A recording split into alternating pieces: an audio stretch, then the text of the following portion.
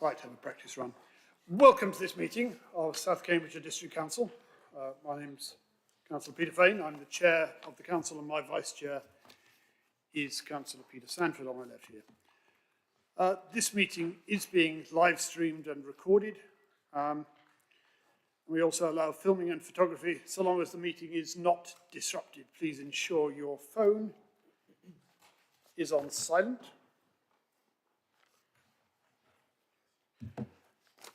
You should keep your microphone switched off until you're invited to speak by me. If participating remotely when you're invited to address the meeting, please make sure your microphone and camera are switched on. And then when you finish addressing the meeting, please turn your microphone and camera off.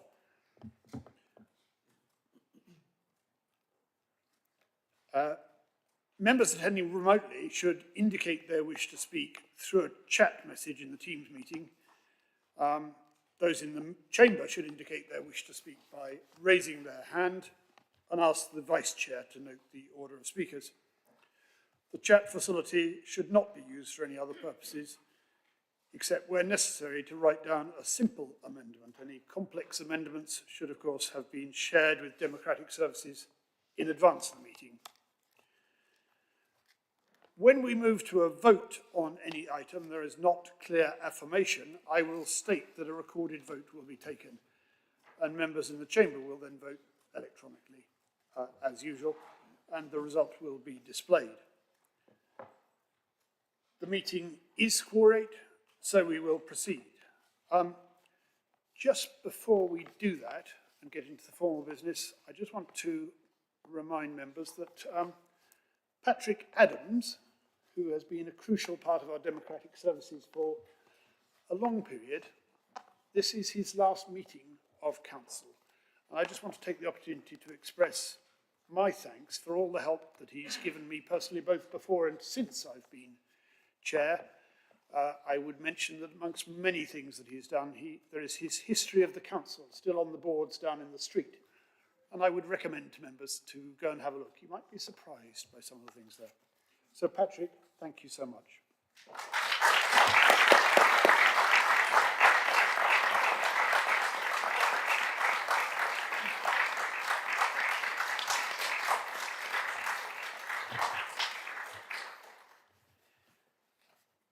Item 1, apologies. Are there any apologies for absence? Thank you, Chair. We have apologies from Councillors Henry Batchelor, Garvey, Hansraj, Hobro, Hoffman, Jackson Wood, Van der Weyer, Rippeth and Wilson. I think we also have apologies from Councillor Halings. Are there any members participating remotely? No. No, right. Declarations of interest. I beg your pardon, Chair. Thank you, Chair. I have to leave early. Last time I couldn't join because of my fractured leg, and this time I have to go for a follow-up on the same leg. So I will leave early. Thank you. It's very good to see you here, if not for as long as you would have liked. Item 2, declarations of interest. I think members know that we're required to declare the existence and nature of any interest which affects or relates to any item of business to be considered. And of course, if it becomes apparent during the meeting, then we would ask you to bring it to the attention of officers at that time. Do we have any declarations of interest in relation to the business of today's meeting? I see none. Item 3 then, minutes of the previous meeting, the last council meeting, which are on page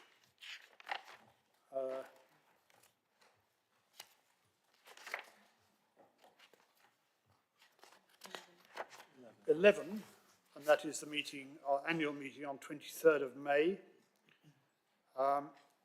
Is that a correct record? Leader. Thank you. It says that Councillor Hoffman was not present. I believe she was present. I believe that is correct. Perhaps we could make that adjustment. Any other comments on the accuracy of the minutes? Any amendments to the minutes? So So I propose that we approve these minutes as amended. Councillor Sanford, would you care to second that? Sorry. We'll Councillor just go Bradnam. back a Councillor stage Bradnam. before I propose that we approve the minutes. Councillor Bradnam. Thank you, Chair. I just wanted to check, under item 12 on page 20, which is the annual report from Scrutiny and Overview Committee, I just wanted to check whether, because this is the annual report, and the Chair absolutely appropriately did various thankings of the Vice Chair and so on, but he also thanked Councillor Richard Stobart as Chair of the Young People Task and Finish Group, but then said whose amendments were agreed by the Council on the 5th of October. And I wanted to ask whether actually it was the proposals that the Task and Finish Group had made that were being approved at the Council on the 5th of Members, October. Not I just think the it would be amendments. appropriate to amend that to read whose proposals as amended were agreed by Council on 5th of October. I just Does thought that it might be satisfy you, worth Councillor checking. Bradnam? Well, if the words could be checked, that was all, because I wasn't quite sure Thank you. what was being agreed. Any other amendments to these minutes? No, I see none. So I propose that we approve these minutes as amended. I think I maybe have a seconder for that. I'm happy to second. Thank you, minutes as amended. Can we take this by affirmation? Do I have any members wishing to abstain? Or indeed, yes, Councillor Bycott. Wasn't present. Oh, right. Noted. Any members wishing to vote against? I think we can therefore agree the minutes of the last meeting as amended as a correct record. Announcements from the Chair. I have no announcements to make today. Item 4B, announcements from the Leader and Cabinet. Thank you. Thank you very much indeed. So I'd like to start by congratulating the 3 new MPs for South Cambridgeshire, Charlotte Kane, Ian Sollum and our own Pippa Halings, who unfortunately was going to come, but I think has been summoned off to something in Westminster. So massive congratulations to them and commiserations to all the other candidates who stood as well. I think it was a fair fight in South Cambridgeshire, and the people have spoken. Every bit as importantly, I'd like to thank Democratic Services and the Electoral Services for the astonishing work they did throughout the whole campaign. The preparation takes weeks and is just the biggest undertaking. And I saw every time I came in, they were always here before me. They were always here after I left. So I know they all worked extraordinarily hard. And as always, it is a slick operation. And I've seen other operations, and I'm afraid ours just puts them into the shade, quite honestly. So, you know, running 2 counts simultaneously was an extraordinary undertaking. It was a privilege to watch it. I particularly loved watching the sixth form students from Impington Village College, who were the fastest, most efficient and most accurate counters that I have ever seen, and made anybody who wasn't as dexterous and had such a young mind look painfully slow, actually. So I do intend to write to the head teacher at Impington, because they also kept up constant banter the whole time, and how they managed that level of accuracy at the same time as this constant banter, I don't know. And just finally, congratulations, and just to note that Councillor van der Weyer has been made Chair of the Overview and Scrutiny at the Cambridge and Peterborough Combined Authority. Thank you. Thank you, Leader. Next, any announcements from the Head of Paid Service? None. Item 5 then, questions from the public. We have 3 questions on today's agenda, and I would just remind speakers under this item that any questions or statements made at council meeting must be within the scope of our public speaking scheme. In particular, and this is all that's set out in our scheme, it has to be a matter for which the local authority has responsibility or which affects the district. It has to be a matter which falls within, it must not be a matter which falls within the remit of the cabinet or a committee or subcommittee. And it must not be vexatious, defamatory, frivolous, discriminatory, offensive, or otherwise inappropriate. And that last is subject to Chair's discretion. So if I think, as Chair, that any speaker is straying outside the scope of the scheme, I will step in with a reminder. So, that said, the first question is from Dr. Tim Andrews. I believe Dr. Andrews is joining us online. There we are. Thank you. Dr. Andrews, I invite you to ask your question.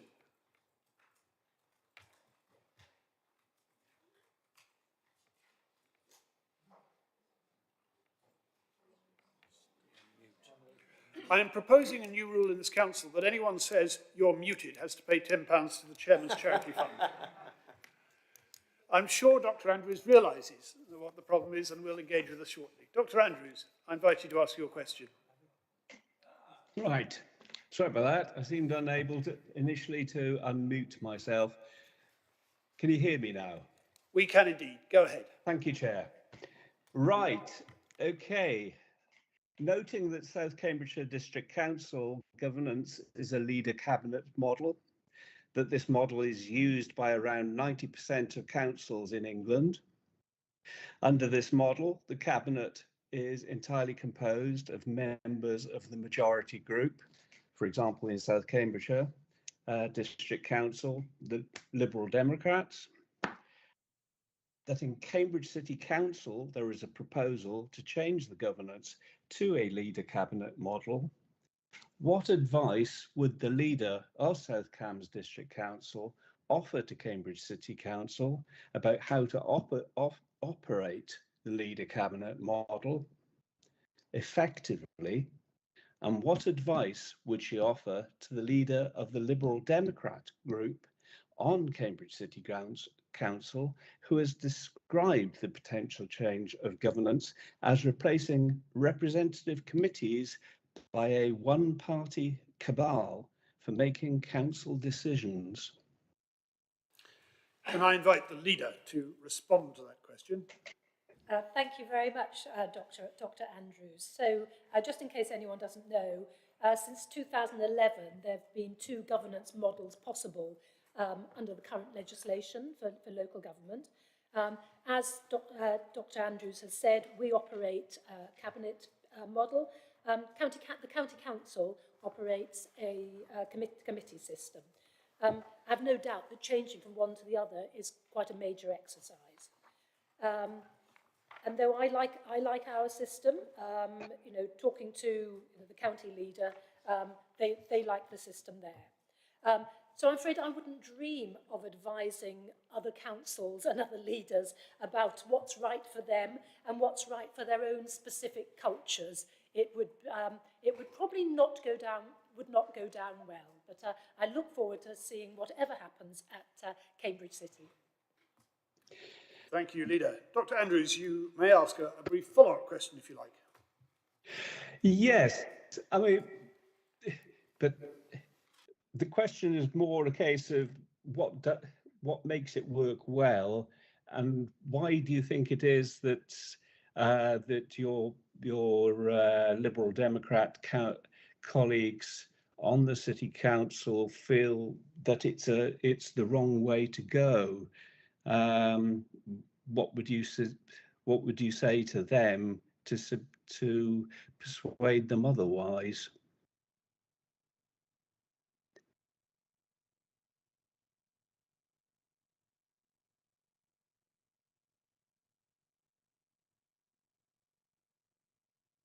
I'm not sure in reality they are that different from each other when you actually get down to sort of the practicalities of it. But again, just as I wouldn't interfere in another leader's decision making, I don't think I would try and influence that of a leader of a Liberal Democrat opposition group, because we are all autonomous in our own rights, and we just have to accept that different things work for different people, and not everybody will like everything. Thank Dr. you. Andrews, thank you for your participation. We'll now move on to the next question, which is from Mr. Arshad Siddiqui. Mr. Siddiqui, please do ask your question.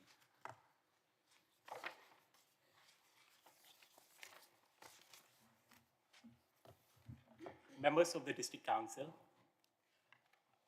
in the words of King Charles III, the true mark of a civilized society is the respect it pays to minorities and to strangers. I appreciate the opportunity to speak today. I am Arshad Siddiqui, and I am here representing the Muslim community of South Cambridgeshire as a trustee of Camborne Crescent. Camborne Crescent is a registered charity, and it has been serving and engaging with the Muslim community, but more importantly, the wider community since 2011. A successful example of its engagement was initiating and leading the Camborne Volunteer Task Force, the food bank, and the medicine deliveries during the COVID pandemic alongside more than 100 volunteers. However, the lack of a permanent space restricts us in the range of activities we want to carry out.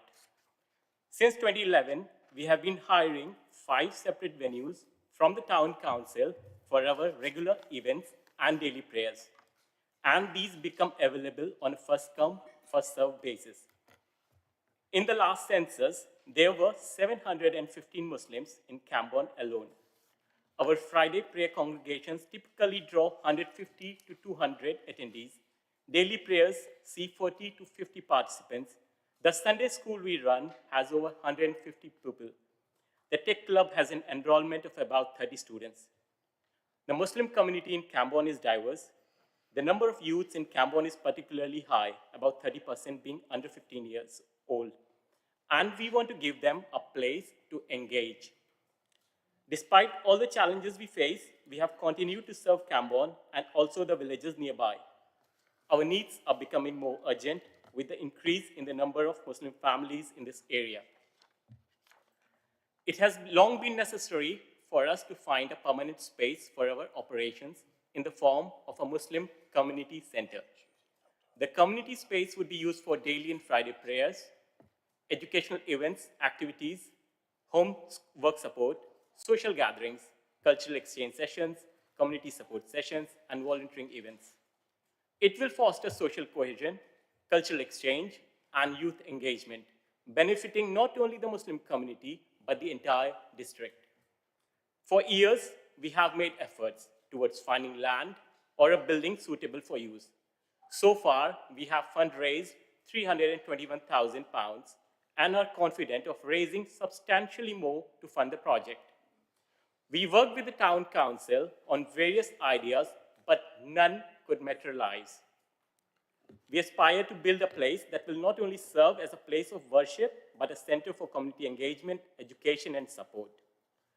To accomplish our vision, we seek your support to help find potential land or building for our needs. We request this council to appoint a planning officer. Additionally, we ask for a feasibility study. This will assess the planning and development potential and assist us in Dr. connecting. Siddiqui, can I ask you to wind up your question? Yes, just please? one. Thank you. With local developers to find suitable land. We are keen to follow up on council's position and request a meeting with relevant officers. Camborne Crescent is ready to acquire land and start the planning application, and we need your guidance and assistance.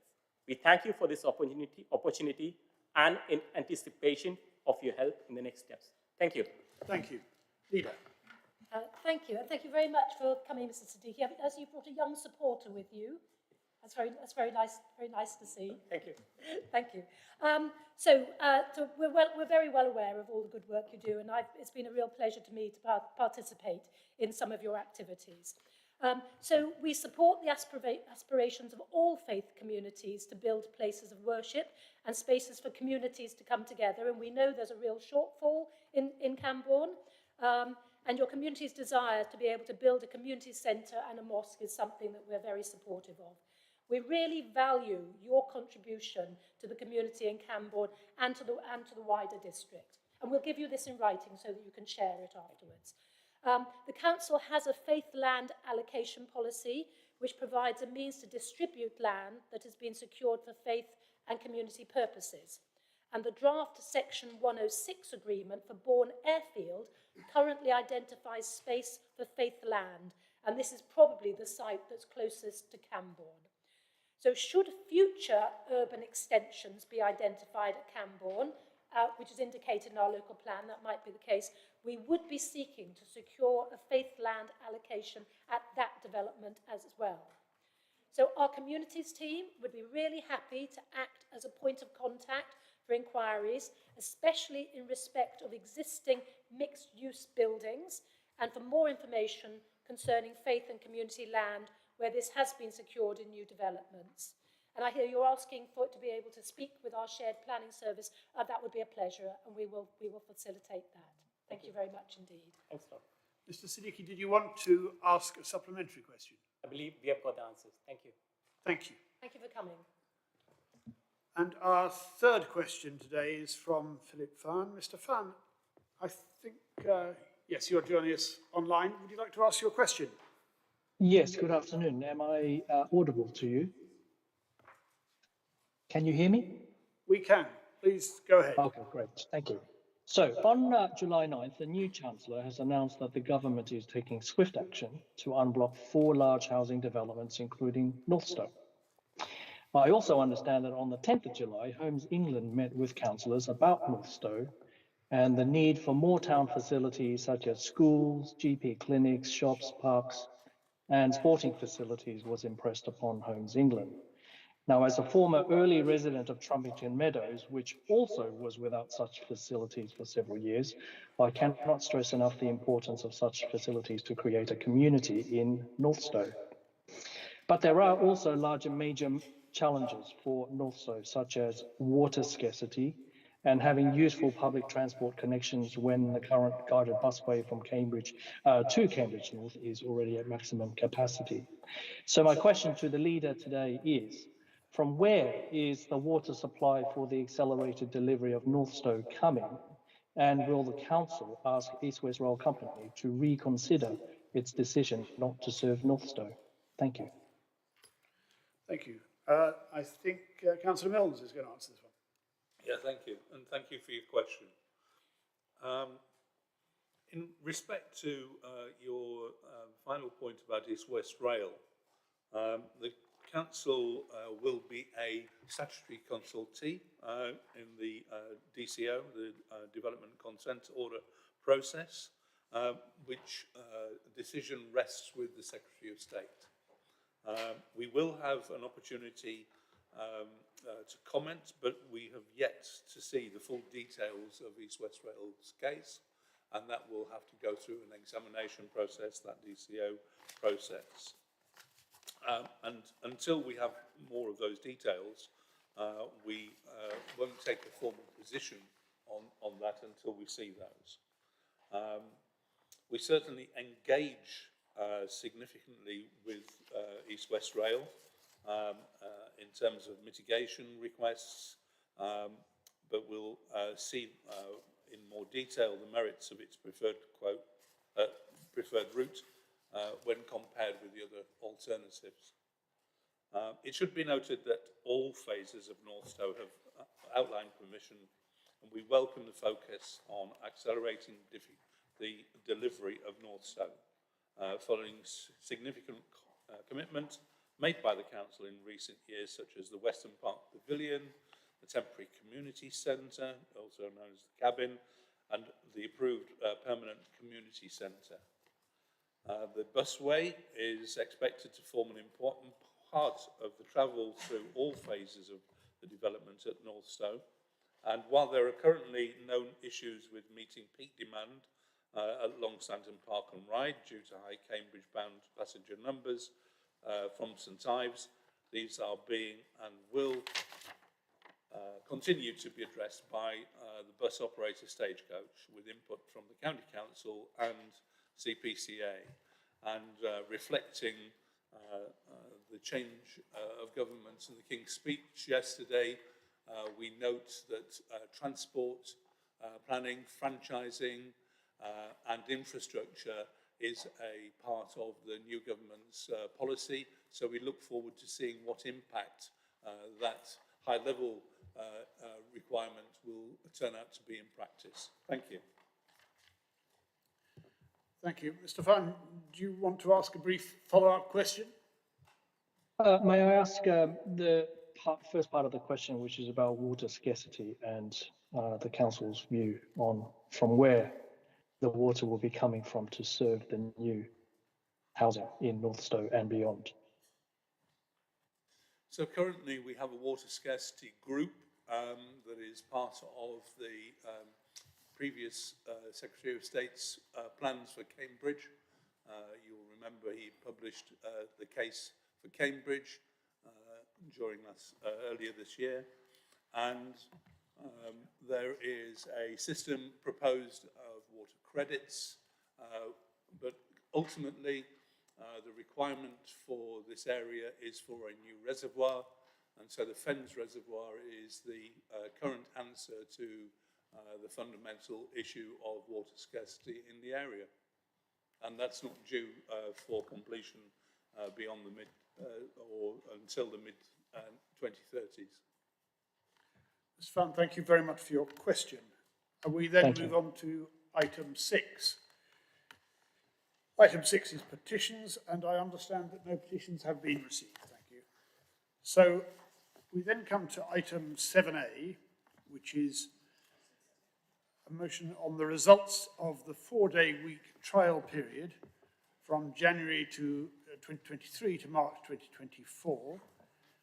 The papers for this are in your pack on pages 25 onwards in the printed pack. So this is the report on the results of the 4-day week trial. And members, I would remind you that comments must be directed on the report before you. If comments are made which, in my opinion, go beyond the report, I will step in and remind you to stay on the report. I call on Councillor John Williams, lead Cabinet Member for Resources, to present the report and to move the recommendation. I'll call on Councillor John Williams. There we are. Thank you. Thank you, Chair. I'm very delighted to move this report and ask Council to note it. It covers the period, as it says in the title, from when we started the desk-based trial, which lasted 15 months, from January 2030 to this March, and also the waste trial, which lasted 6 months, which started in September to this March. The reports are in 2 parts. There's a report from the Universities of Cambridge and Salford into our key performance indicators, looking at whether we can rely on those indicators, but also comparing those indicators with a period before we started the trial. And there is a report from Robertson Cooper into our staff wellbeing, and again making comparisons before and during the trial. It makes very interesting reading, and in fact it demonstrates that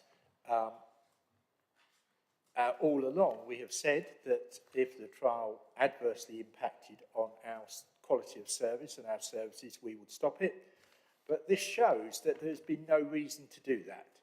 And in fact, the trial overall has either improved our services or has had no impact on the delivery of those services. What it has done, however, is to meet the objectives that we set ourselves when we commenced the trial. And that is to improve recruitment and retention, and you'll see from the report from the universities, it's certainly done that. To improve staff wellbeing, and from the Robertson Cooper report, you'll see that it has certainly done that. And finally, it has saved us money.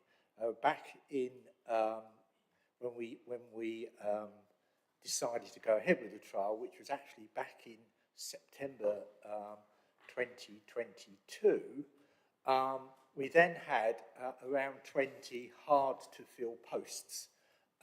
And since then, although through our transformation programme we have halve those number of posts. Nevertheless, the ones that were left, we have now filled.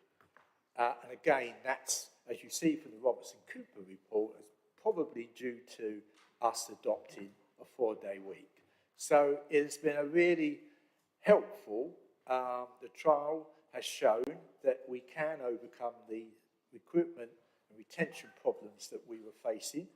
It's certainly improved our staff well-being. And it's also shown, I think, that it's not just desk-based staff that have benefited from the 4-day week. I'm very encouraged by the results of the waste service and their trial, which has shown that actually 4-day week benefits everybody. It benefits our desk-based staff and it benefits our manual staff. And I hope, and I certainly would like to thank the GMB and Unison for their cooperation and help to enable us to introduce this trial. And it goes to show that at the end of the day, working fewer hours produces better productivity and delivers better services. Thank you. Do you have a seconder for that? Councillor Bridget Smith, leader. If I could reserve my right to speak till the end, I'll summarise. Now, I am about to invite members who wish to speak on this item. I would remind you that we are subject to the 30-minute limit under section 13.7 of our constitution. So I will rely on the vice chair, but before I call others, I would like to call Councillor Sally Ann Hart as chair of the Employment and Staffing Committee. Thank you, Chair.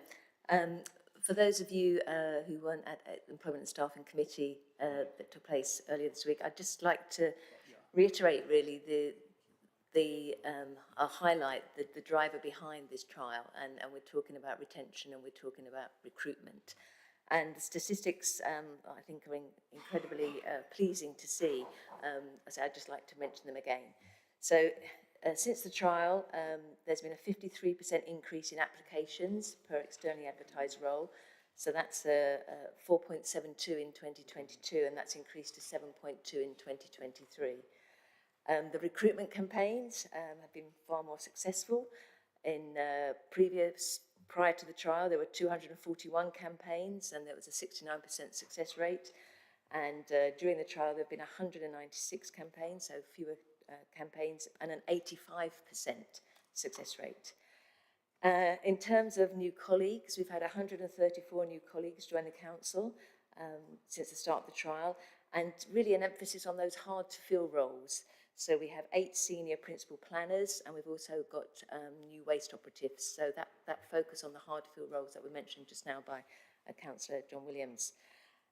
In terms of information from the new starters, 76% commented that the trial had influenced their decision to apply to work with this council, and that 84% reported that the trial has had a positive impact on their experience as a new starter.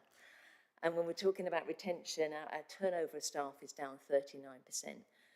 So for me, looking at those statistics, it validates that the innovative decision this council chose to make was well worth it.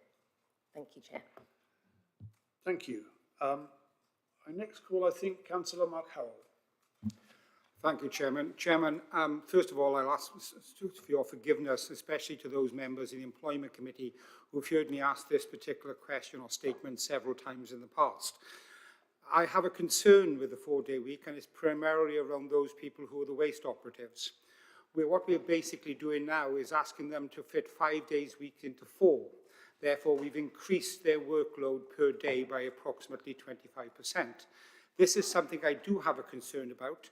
I appreciate that the waste operatives and the unions have said that they are very much in favour of this, and they are taking it on board. But what my concern is over the next 10, 20, 30 years is the impact on their actual bodies of that increase of load upon them. And this is primarily to those people throughout the whole of South Cambridgeshire who actually do a physical job as opposed to sitting in the desk. I'm going to concentrate primarily on that. And that is my concern.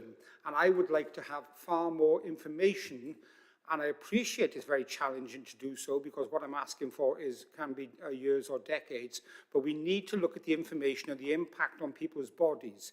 Otherwise, we could be sitting here on a time bomb, and in the future, there could be people in this chamber saying, why did we do this? Because of the impact on those particular individuals and what has happened over the decades where they've been working for South Cambridgeshire. Thank you, Chairman. There are some questions there that we may require a response later, but for the moment, I intend to proceed to the next contributor, which is Councillor Dr. Richard Williams, please. Thank you very much, Chair. I've got two points. One is about a statistic on page 20 of the Robertson-Cooper report, figure 17. That chart shows us that 16%, that's nearly 1 in 6 of the employees who responded to that question, said that they were undertaking other paid work on their 4-day week day off. So that's 1 in 6 undertaking other paid work. Now, I would ask through you, Chair, how the administration defends that, and would the administration not agree that that significantly undermines the rationale of the 4-day week, which is supposedly about staff well-being, and also does it not represent significant lost productivity to this council? Because if employees are able to do their existing jobs, just accept they can for the moment in 4 days, and then are using that 5th day to undertake other paid work, that is significant lost productivity to this council. So I, for one, found that statistic quite alarming. Second point, it was said in the Employment and Staffing Committee meeting on Monday that if this trial was successful, and if other councils were to adopt this, and bear in mind now we have a government that seems more well disposed to the 4-day week, if this practice was adopted by other councils, it was said in Employment and Staffing that this council would lose its competitive advantage, and we'd have to think of other things to maintain recruitment. So what would that be? A 3-day week, a 2-day week, a 1-day week, a no-day week? Thank you.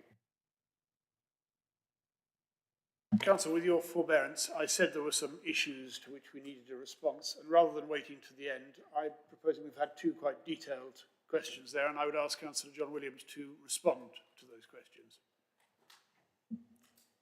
Thank you, Chair. Well, I won't reply to the facetious comments at the end of that question, but so far as if I take that, to be honest, it came as a surprise to us, because it's always been the policy of this council that staff should tell us if they have other jobs as well as their council job.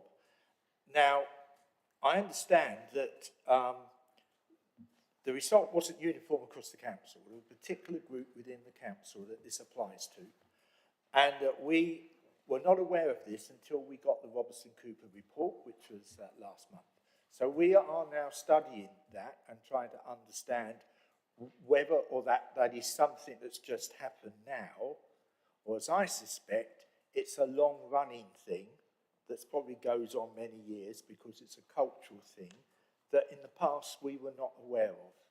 And, you know, we don't say to staff they can't have a second job. What we say is it obviously shouldn't impede their job with the council. So we need to look at that, and you know, we will be deciding what to do as a result of that.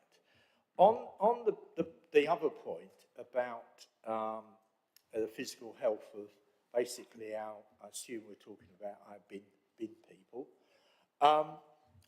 There's obviously has been an issue that when we were working 5 days, it's always been an issue with a very physically demanding job. You have to remember, you know, these people basically run, you know, probably 20 miles a day when they're doing the bins. You know, that is going to have an impact on their physical health, regardless of how many hours. You also have to remember that the difference is actually 3 hours. You know, in 5-day week, they will be working. They were working 37 hours. In currently they're working 32 hours. So it's an hour, you know, it's just over an hour a day difference. Now, how much difference that will make, as Councillor Howard says, we probably won't know for decades, you know. So we need to, again, fully understand that situation. But I suspect it's going to be extremely difficult to identify what those 5 extra hours a week make. You have to understand that we rescheduled the rounds. Okay, so before we introduced a 4-day bin collection, we had to reschedule the rounds. So we're not dealing like with like either. You know, the 5-day collection routine cannot be compared with the new 4-day collection routine. But because we changed the rounds, we've actually got 2 more vehicles and crews involved. So it's not as simple as that. But again, I can assure the councillor that it's something that we are looking at.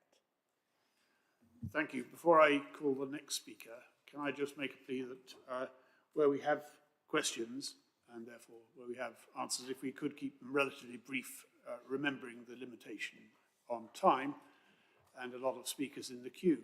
So the next speaker I have listed is Councillor John Batchelor. Thank you very much, Chair. Members will have noted that out of the performance targets, there are 2 areas which haven't performed as well as previously. So I want to speak to the housing relet times. Members will be aware that the target for reletting council properties is currently 17 days. This target has been in place for a number of years, and the reality is that the world has moved on, and we're probably not looking at precisely the same situation where we fix the 17 days. Examples of the changes, there has been an increase in the turnover of properties. In the last few months, for example, we've been receiving 40 or more properties back every month. The standard of properties returned to the council has deteriorated. The majority of turnover is from properties occupied by older people. This often means that the outgoing tenant has refused previous improvement work, and the council has to catch up during the void period.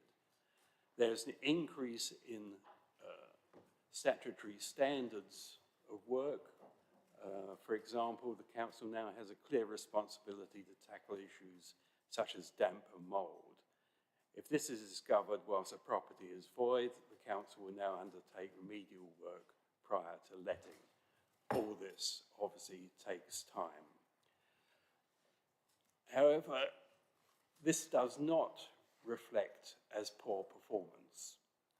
In fact, if we look at the national picture,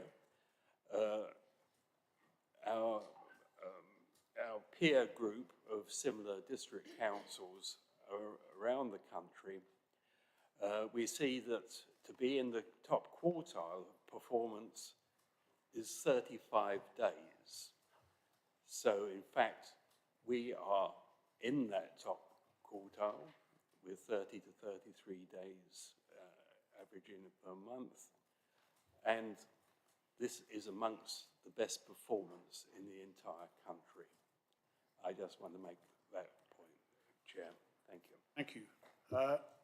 The next speaker I call is Councillor Paul Bearpark. Thank you, Chair.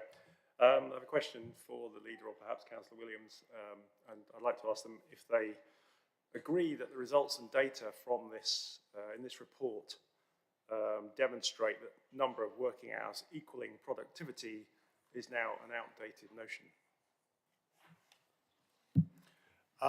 What I'm proposing to do is to take 2 questions as before. I don't know whether our next speaker, Dr. Shabona Bhattacharya, has a question or just a comment. Question. Please go ahead. If you can for 2 minutes, your policy or my policy, and if you think that way, in that case, would you be happy if the school teachers of your children are running a school with the 4 days week? Will you be happy? Similarly, if you think the full-time nurses are also working for 4 days a week, the police force, the grassroots level people who work in the farm, shops, retails, etc. So here, do you not see that we are bringing a socially imbalance, social unfair system, trying to bring it here? I stand with the members of the council who showed their stress level for 4 days work, and their mental wellness and the mental wellness is a concern for me. Dr. Bhattacharya, sorry to interrupt you, but I think you are straying a little bit from the report onto the principles of the 4-day week. Sick leave, if they take more sick leave, if they take more number of sick leaves because of the stress level and the mental stress, if they cannot take, what is your action? Do you not see the social imbalance here at all? This is not a fair chance for many other people who are in this society.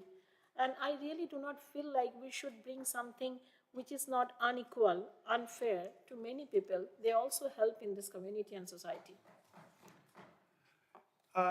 Members, I'm going to ask Councillor John Williams to respond to questions from Councillor Burpark and, as far as he can, to deal with the questions from Dr. Bhattacharya. Oh, sorry, I'm going to refer that not to Councillor Williams, but to the leader. Thank you very much indeed, Chair. So, you know, we're not here to debate the benefits of the 4-day week in other sectors, but I'll do my best to address what's been said. So, you know, the 5-day week was introduced over 100 years ago. Before that, it was a 6-day week. We have, I think, Greece reintroducing a 6-day week in order to address productivity, which I think is going to, my personal view is that's going to come back to bite them quite badly, because everybody will be too tired and will not get enough restorative time in order to improve their productivity. So in the 21st century, we have to get to the point of accepting that you are paid to do a job. You are not paid to be a bottom on a seat for X number of hours a day. And, you know, in what we believe is that evidence shows that in many organisations, people are actually not that productive for that many hours of each day. So what we have required is for people to be hugely productive and to work at a level of intensity within the 4 days that would simply not be sustainable over 5 days. And working at that level of intensity, people require rest in order to restore themselves and come back to work on the Monday or the Tuesday in a fit state to maintain and even improve upon that increased level of intensity. Now, on the point of social imbalance, I think the success of the 4-day week trial in our waste service actually shows that that's not the case. You know, we have demonstrated that this works for people involved in manual tasks as well as desk-based people. And in relation to other services, I think Councillor Bhattacharya talked about education and health. You know, we've demonstrated that South Cambridgeshire is not open for business 4 days a week. It's open for business 5 days a week. The contact centre is actually open longer hours than it was during the 4-day week. So the service is still being provided, and I believe there are places, I think there's some states in America are looking very seriously at a 4-day week within their schools at the moment, because they are facing the same sort of problems we are. Thank you. Thank you, Leader. Leader, can I just confirm that was in response to questions and not your speech to seconder, which you'll come back to later? This was responsible to the comments made from both speakers. I will, at the end of the, I will extend our time a little bit under Chairman's discretion to take account of the fact that there will have been opportunity to respond to some of the questions put. But let us now go on to the next speaker, which is Councillor Graham Cohn. Thank you, Chair. I've just got a couple of small points. Firstly, I was going to come back a little bit to what Councillor Dr. Richard Williams had talked about, in that If we look at page 27, where we talk about the 134 people recruited to South Cambs, the report is saying that is a success and as a result of the 4-day working week.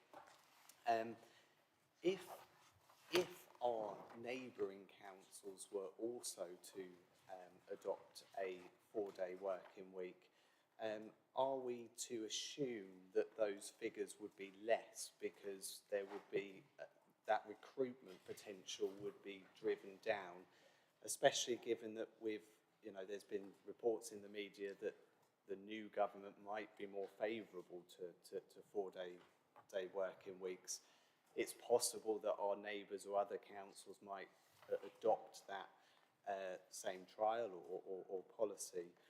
Is it possible to have a breakdown of those figures in the report to say how many of those are coming from other public organisations, councils or other councils or neighbouring authorities opposed to private sector businesses? And then just very briefly, the other sort of point of clarification I had was on page 43, where we, in paragraph 81, talk about that there was 22 hard-to-fill roles, and that 12 of those were deleted, essentially.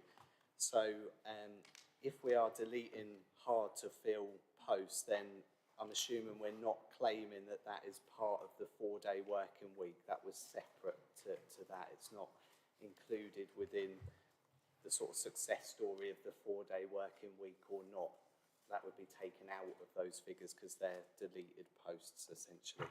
And that's all. Thanks very much. Thank you for that. I see that Councillor Williams is preparing to answer that, but before he does so, I'm going to ask Councillor Anna Bradman to speak next. Thank you, Chair. I note at paragraph 69 in the officer's report that during the period of the trial, 134 new colleagues have started work with us, including 9 senior and principal planners, which are traditionally hard to fill roles, and that of those, 76% said the 4-day week trial had influenced their decision to apply or accept a position, which is very welcome news. But it just occurred to me that there are a number of staff who've been recruited during the 4-day week trial, but also at a time when the council has been working flexibly and enabling colleagues to work from home. And given that some people are also single and live alone, I wanted to seek clarification of how we're ensuring that new staff of whatever grade feel involved in the council, properly supported and appropriately mentored in their new job. Thank you. Thank you. Councillor Williams, do you want to respond to those questions from both Councillor Cohn and from Councillor Bradman? Yeah, thank you, Chair. Picking up on the, when other people catch us up, it's the 4-day week is not something that we've introduced on its own. Along with the 4-day week, we have introduced hybrid working, which has meant our staff have the flexibility of working not just in the office, but at home or anywhere. And we've also been looking at the structure of the council to see whether or not we can introduce more artificial intelligence, for example, into our processes. And that has invariably led to us being able to reduce the number of posts in some areas. And that's why we haven't stood still over the last 15 months. So in conjunction with the 4-day week, we have been using the 4-day week to also develop new working practices that have not only saved us money, but also reduced our dependence on those hard-to-fill posts, which is why when we originally looked at doing a 4-day week back in September 2022, there were about 22 hard-to-fill posts. By the time we started the trial, that had gone down to about 10 because we had already been involved with our transformation rate. And it's only those 10 posts that have been included in the results of the trial. Going back on talking about, we won't have other people copy us, I think the point is, what I'm trying to make is, it's more than just working 4 days a week. You also have to have hybrid working. You also have to have a transformation in the way that you do things. You have to work smarter to enable you to work, do your 5 days work in 4 days. And other authorities will also have to do that. Some will not be able to do that. So it's by no means assured that if we introduce a 4-day week, everyone else will. I doubt that will happen for some time.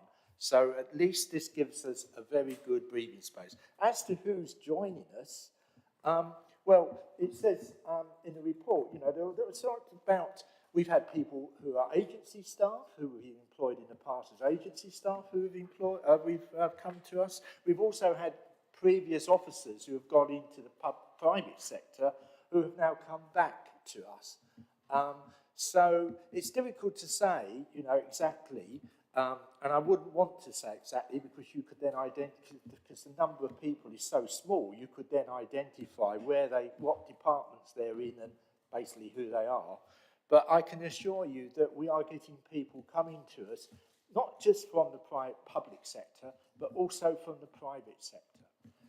Now, picking up on the last point about new staff, and this is something, again, you know, we've not stood still since we introduced the trial 15 months ago. We've taken on board, we've listened to our colleagues, you know, and one of the concerns our colleagues had was that, you know, new recruits, would they have sufficient time with their new team if everyone was working from home, for example, which is why now every team has to have someone in the office at least 1 day a week. You know, every day there has to be someone in the office from that team. And that enables, you know, new starters to have someone to mentor them in the office during the period of when it's settling in. So we've listened to our colleagues, we've changed things, the way that we've done things. This has been something true of lots of other things while the trial's been going on. It's not just been about working 4 days a week. There are lots of other things that have been going on to improve working environment, productivity, and our staff's well-being.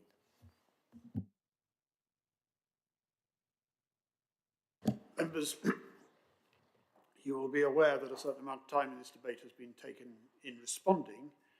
I have still 7, 8 members now wanting to contribute. I'd be keen to get through those if possible so that everybody has a say. That may not be possible. But I would encourage members to keep their comments and questions brief, and also Cabinet members to keep their responses brief, because I am keen to get to the point where we have still, Councillor Bridget Smith has not made a speech in seconding, and then of course Councillor John Williams will want to sum up. So our next speaker in this item is Councillor Tom Bigott. Thank you, Chairman. I have 2 questions. The first is on page 169 of the Robertson-Cooper, or in the Robertson-Cooper report. And there are 3 figures in that page. Figure 20 in the middle. During the 4-day week trial, did you feel that your levels of stress increased? And 31% said either slightly agree, or strongly agree. So those are the people in green feeling more stressed. And then on the figure below, figure 21, 72% of people said that they felt that they were adversely impacted by that stress. So my first question is, does the leader consider those to be acceptable numbers? That more than 30% of people are feeling more stressed, and that more than 70% of people feel that's adversely impacting them? And my second question, again on the topic of staff well-being, refers to staff sickness days. And there is an analysis between pages 101 and 106. And members who are in the scrutiny committee may recall that we had a discussion on this topic there. If we go from a 5-day week to a 4-day week and you report that you've been sick for 1 day, that is now 1/4 of the week, whereas previously it was 1/5 of the week. So after a very long discussion, I was promised a written answer. And the written answer says, the implication for work outcomes is that each day is now 25% of that person's weekly effort, so more of their productive time is lost in 1 day of absence than pre-trial.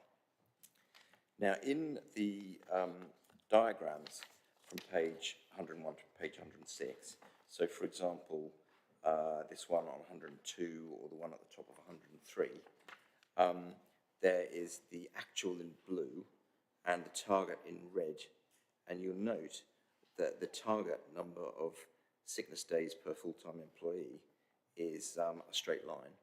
So my question is, has this 25% increase in impact for 1 sick day been taken account into these figures? And does, hence or otherwise, is it still true that there's no statistically significant effect? Because the target has not been changed. Thank you. Thank you for that. Before I call the next speaker, Councillor Heather Williams, can I just say that at 3:10, we will come to the end of this session, except that I will then invite the leader to second the motion, which she has reserved her right, and Councillor John Williams to sum up as proposer. So there will be a complete cut-off of other speakers at that point. We have a number still wanting to speak, so I would urge members to consider whether they can shorten their questions and try to confine themselves to matters to which haven't already been addressed in employment or other committees, if possible. Councillor Heather Williams. Thank you, Chair. I would just like to say that I did request to speak in relation to the general election. I don't want to use up more time, but I do hope you'll find a point of the meeting where I can congratulate as well, as would be the right thing to allow me to do. In relation to the 4-day week, though, in order to try and save time, going through the report, there are many things, obviously, that we have fleshed out previously in our various debates. But one thing that I only received today was the amount of process changes that this council has gone through. And I refer to what Councillor John Batchelor said about the world not, being what it was back then, and Councillor John Williams referred to that we've not stood still and that we can't compare like for like. And indeed, there have been 53 in 18 months, 53 what I call process changes that would impact on the KPIs, yet the KPIs have remained the same. I use, for example, the fact that the Revs and Bends area has had a reorganisation. There's been the web chat, there's been the automation, the use of AI. All of these things, all these process changes have no impact on whether officers are working 4 or 5 days a week. Yet there is nothing in this report, and I'd be interested to hear others' views, that make any allowances for these things in relation to the KPIs. So given that there has been fundamental changes into the way that some departments operate, and I'm sure some of those are welcomed by everybody, how is it right to look at the KPIs as they were, make no provision for process change or new contracts or automation, as is in the case in several areas, which has taken out the human element altogether, and then say that it's a fair reflection that the 4-day working week is working. The other is, as we go through, and something we've raised often and was actually requested through the best value notice, shouldn't be too surprising, is emails. Now, I don't know about others, but a lot of the issues that is raised either by clerks of parishes or residents or indeed councillors is frustration in response time to emails or things getting missed and having to chase them up, which in turn would put pressure on the contact centre, because quite often, like with any company or service, you would call people if you haven't had a response to an email. And yet I can't see anything, any changes that have been made to try and monitor that. And I do think that when it comes, and I'd be interested in the leader or lead member for resources view on this, is when it comes to first time resolution of contact centre, that's going to decrease and going to be incredibly difficult if there aren't the back room support staff to facilitate that first time response. And that's something that we've seen has had an impact.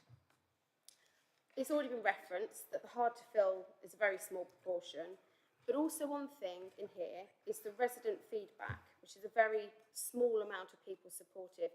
And can we hear when we're actually going to have a consultation and when councillors across the council are going to get a vote? Councillor Williams, does that bring your question, your comment to a conclusion? No, I have three small If you could be brief, please. I will do them as briefly as I can. So the independence of the report, that is something, given what happened last time, that is, well, you might not like that, I'm going to say it, Leader, but it is something that, because of the actions that happened before, does make us question and challenge the independence. So I appreciate that that might have been a decision to remove all anecdotal evidence from the reports, because there is no anecdotal evidence in here. But I think it's incredibly important. Councillor Williams, I'm going to stop you just there. I'd like you to consider whether what you're saying has been covered in a previous debate. If you're satisfied it is not, I'm happy you carry on. I don't believe it has, because what I'm asking as scrutiny of this report is that, as there is no anecdotal evidence in here, what alternative plans are there in order to gather that? And there have been members of the ruling group, as well as myself, that have requested that anecdotal evidence. On the savings, it was referenced earlier, but just to be clear in the report, what we can see is our proportion of the savings is much, much less than previously, does not take into consideration the extra costs or the consultation. So when will we get firm figures as to the full costs of doing this? Councillor Williams, you have had 5 minutes. I'm conscious that you took up a small amount of your time to deal with another matter you would like to have raised here. I am proposing to give you a short amount of time at the end of my own announcements to deal with that particular point, but I would be most grateful if you would now wrap up your contribution on this particular point so that we can conclude the debate. I'm literally on my last sentence, you'll be pleased to hear, Chair. So, when we look, and I'd ask all members to look at this, that on paragraph 41 it states, there are not sufficient end-of-year data points available to conduct a robust statistical analysis, which is something that we were promised. And also, can the leader or her cabinet say how this can be relied upon as a valid assertion or assumption of the 4-day week, given the report itself says that 37% of staff are working more than a 4-day week? How are those staff that are going beyond the hours that other staff are doing not propping up the KPIs that they're clinging to as evidence? Is that right? Sorry, I think, Councillor Williams, you said that was your last sentence 2 sentences ago, so I would ask you to leave it at that point, if you would, so that Councillor John Williams can respond to that and the previous questions.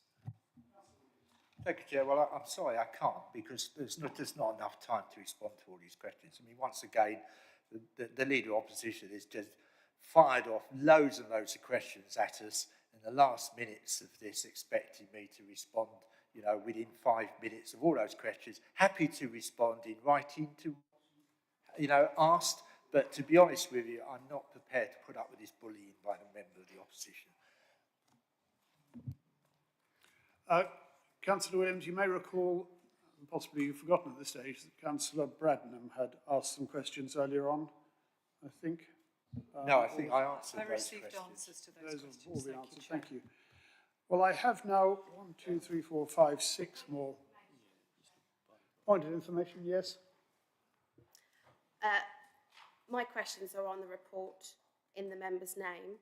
This is the second time that the lead member for Finance and Resources has essentially refused to answer my questions and said he would give me a response. I don't believe that is acceptable, Chair, and not good governance, not allowing us to scrutinise. The report is in his name. He should know the answers to these questions. Also, a lot of them are opinion. Members, I'm just going to adjourn the meeting for a very brief period so that I can take legal advice on a couple of points that have arisen. Thank you.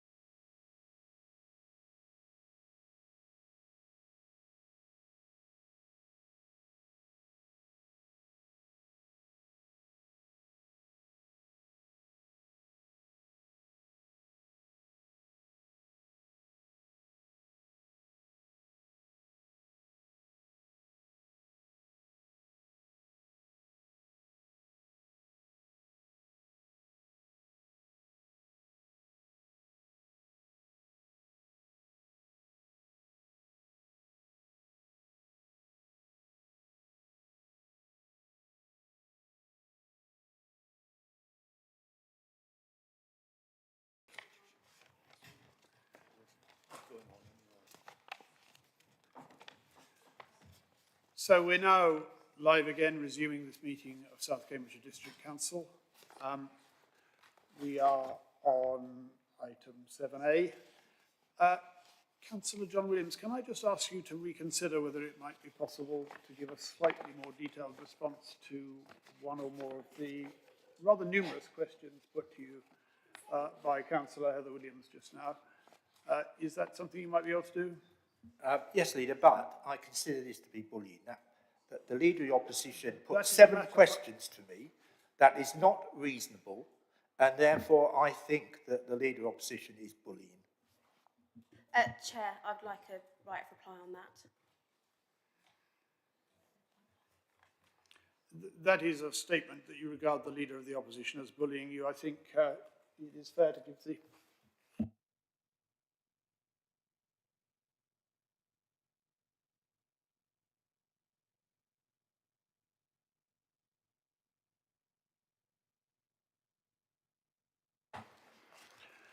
So I invited Councillor Williams to see if he could respond in more detail to some of those questions. Asking rather too many questions is not, in my interpretation as chair, a matter of bullying. I would be happy to give the Leader of the Opposition a brief opportunity to respond. I would be grateful if we could move on to... Thank you.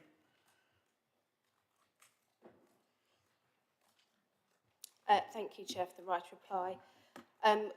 Councillors will know that actually an anti-bullying task finish group was chaired by myself. I'm very aware of the tomes and what it debates and what it entails. Asking questions of the lead member of a report is the duty and the job of the opposition, as it was when the other party was in opposition. Avoiding scrutiny in such a way brings this whole chamber into disrepute, in my view. Can I ask that we resist the temptation to extend this argument further and focus on the subject of this debate? Sir Williams, did you want I don't retract my statement. I feel that I am being bullied. The Leader of the Opposition could have come to staff in employment and asked those questions. I have offered to respond to those questions in writing. So, you know, I am not evading answering those questions, but I think it is very unreasonable, given the fact that we have a limited amount of time to spend on this, and there are other questions, to put me under pressure to answer 7 questions from one member of this council in a very short period of time. So I'm sorry. I understand what you're saying, Chair, and you believe it's not bullying, but I believe it. But from my personal point of view, I believe it is bullying. Point of Councillor personal Williams, explanation. I'm going to speak first, I'm sorry. Councillor Williams, I don't regard that as bullying, but that is a matter which cannot be resolved in this chamber. What I'd invited you to do was to try to address one or more of the questions. You can select them. And if you don't wish to do so, then we should proceed with this debate. I'm happy to answer 1 or 2, but I'm not going to be able to answer all 7 because we will be here for another half an hour. Well, we will not, I assure you, all be here for that long. But I'm not going to give Councillor Heather Williams a chance to select which of the questions, but Councillor John Williams, I will take up your offer to answer one or more of the questions, and you may choose. Yes, we have a point of order. Can you state on what point in our rules you are making the point of order? Okay, so I'm not quite sure, but I asked 2 questions, and am I going to get an answer to my 2 questions? Councillor Bygott is quite right that I invited Councillor Williams to respond to questions he'd already answered from Councillor Bradnam and not those from Councillor Bygott. So my apologies to Councillor Bygott on that. But if we could now get back to the debate, Councillor John Williams has offered to address one or more of the questions already put to him, and I go now to Councillor John Williams. Well, I'm happy to respond to Councillor Bygott's questions because there are 2 reasonable questions. Okay, one of which was about the number of people who feel that they are stressed. And if you look in terms of percentages, in terms of the number of people, because more people responded to the latest survey, actually the number of people who feel that they are stressed is roughly the same as it was before. But obviously we don't want any of our staff to be stressed. So we will be looking very carefully at trying to understand why those staff continue to feel stressed and what we can do about it to avoid that stress happening. So I can assure the councillor that again is something that we have in hand. But I have to remind people that the Robertson Cooper report has only been with us for a few weeks, and so it's not possible at this moment in time to explain exactly what we intend to do or how we're going to go about dealing with these particular items. But nevertheless, I can assure you that we do feel that stress is a very important issue, and we will make sure that we understand and help those staff who do feel that they are being stressed. I think there was... Thank you, Councillor Williams. Your second point. Yeah. Right. What was your second point? Chairman, do you mind if I reiterate my second question? If that would be helpful, yes. Yeah, so it was regarding the analysis of staff sickness days between page 101 and 106. And the question was whether the point that had been answered from scrutiny about each day being now 1.25 times as much, whether that's been taken into account when preparing the numbers. Yes, we have responded to scrutiny, and in fact, a report, an addendum went to staff and employment with an explanation about the way that the sickness figures were compiled and how it's very difficult to make those comparisons with what happened before the trial, before making a comparison before 4 days and 5 days is extremely difficult. And there is a paper that went to staff within employment to help understand that. So I would ask you, if you look at the papers for staff in unemployment, you will see that there is a response about that to that committee. Right, members, at this stage, we have still 6 members wanting to contribute. I was very keen throughout to ensure that all members could contribute whilst keeping to the 30-minute guideline so far as possible, which is now shattered to pieces. We have had a few distractions which encouraged me to extend the time. What I'm going to do from now on is I will invite each of those members on my list to consider whether they really have something of great importance they want to ask or to say. If so, to keep it very brief. I'm not going to ask Councillor John Williams to respond to further questions. I think that would be unreasonable, whatever one may think. The leader may be able to pick up some of them in seconding the motion later.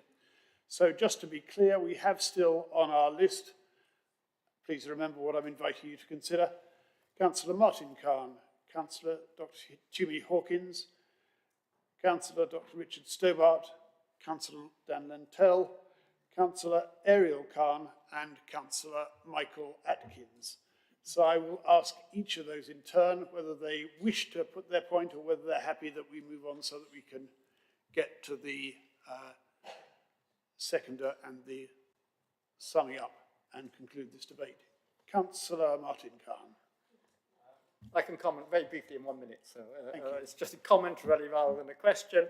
I was commenting my anecdotal, we talk about anecdotal evidence, I talk about anecdotal evidence, my own experience on the reletting time and satisfaction in terms of planning. I would comment that I am a landlord of houses mainly occupied by people on benefits, so similar sort of my occupied council housing. I have owned 4 houses over 20 years. I have only twice, I think, relet within 30 days. So I think the results that we've got are a little short of miraculous in that sense. So I've put that in context. And secondly, regarding the planners being joined up, I'm a member of the RTPI. I was recently a member of RTPI training session. I talked to somebody who had been employed by a couple of people employed by a planning service, who expressed how happy they were with the 4-day week, how it was they'd recently joined and they were happy with the joining, and they were that was a particular attraction, and they'd come from the private sector. So I think the context of this is from my own personal anecdotal experience, is very solid. But thank you very much. Right, well, we are again running short of time. I'm going to ask each of our speakers whether they will, there is a limit on the time that we have for questions. I will ask speakers to limit themselves to 1 minute. Councillor Dr. Jimmy Hawkins, you prepared to accept on that basis and ask your question or put your point? Yes, Chair. Thank you, very helpful. Please progress. And I will just focus on planning. I think those who were here pre-May 2018 may recall the status of the service. We just managed to avoid being delegated in 2017. Merged with the city staff, which were stupid to South Cambs in 2018. And of course, we lost a lot of experienced planners in that time.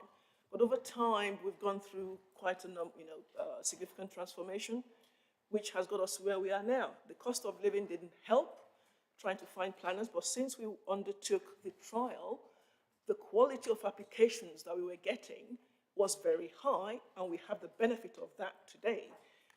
We even had planners from the private industry calling us to find out if we had space for them. Our DM team for the first time was fully staffed. Come on, because people actually were keen on being part of the service and what we could offer. So all I will say is their health and well-being is good. They're working very well. We are an award-winning service. I'll leave it at that.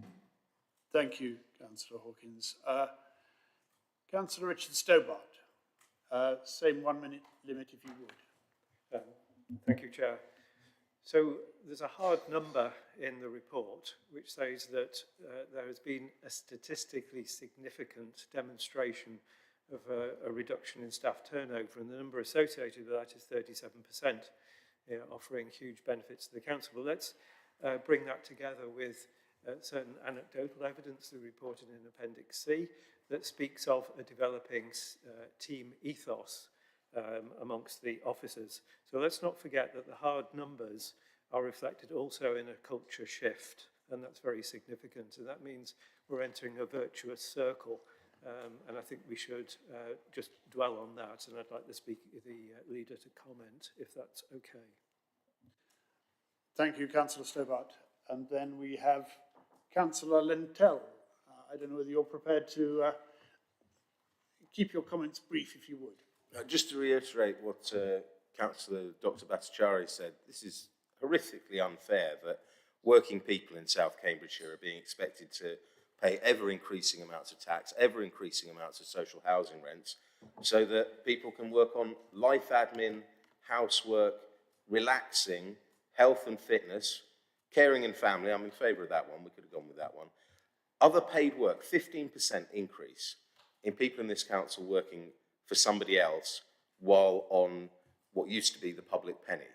And in the meantime, the levels of stress are nowhere near where they should be, and the overall achievements and efficiency savings are minimal at best. Mr. Chair, the Kaiser ist Nacht. Thank you for keeping to time. I'm sure the leader may want to comment on that in due course in her seconding speech.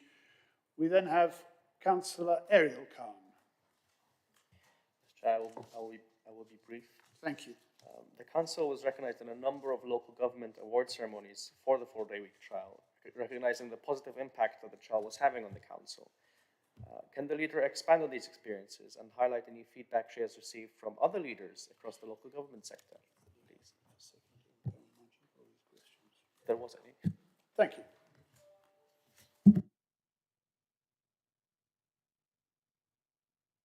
I have a point of order, Chair, under Standing Order 12.7. Yes.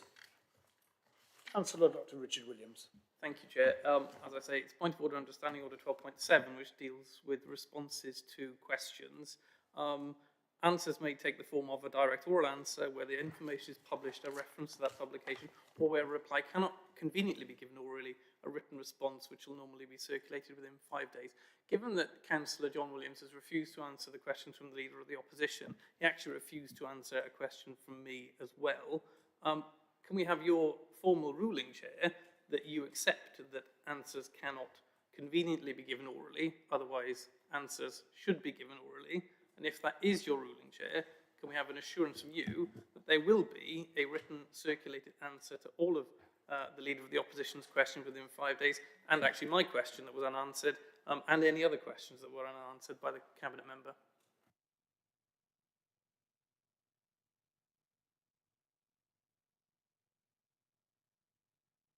Thank you. Thank you for that point of order. I have taken brief advice on that, as you saw. I will, at the end of the debate, be asking either Councillor John Williams or colleagues as appropriate to consider whether more detailed written responses can be given to some of the questions which would then be attached to the minutes of this meeting. But that will be for them to decide. And I remind you, Councillor Dr. Richard Williams, that the leader has offered to respond to some of the points being raised in summing up in her seconding the motion before us today. That is as far as I'm prepared to go. If anyone else has a point of order, I will take it, but I expect, as before, to be given the exact point on which it is being raised. Councillor Anna Dr. Bradnam, I think you have a point of order. I almost became a doctor.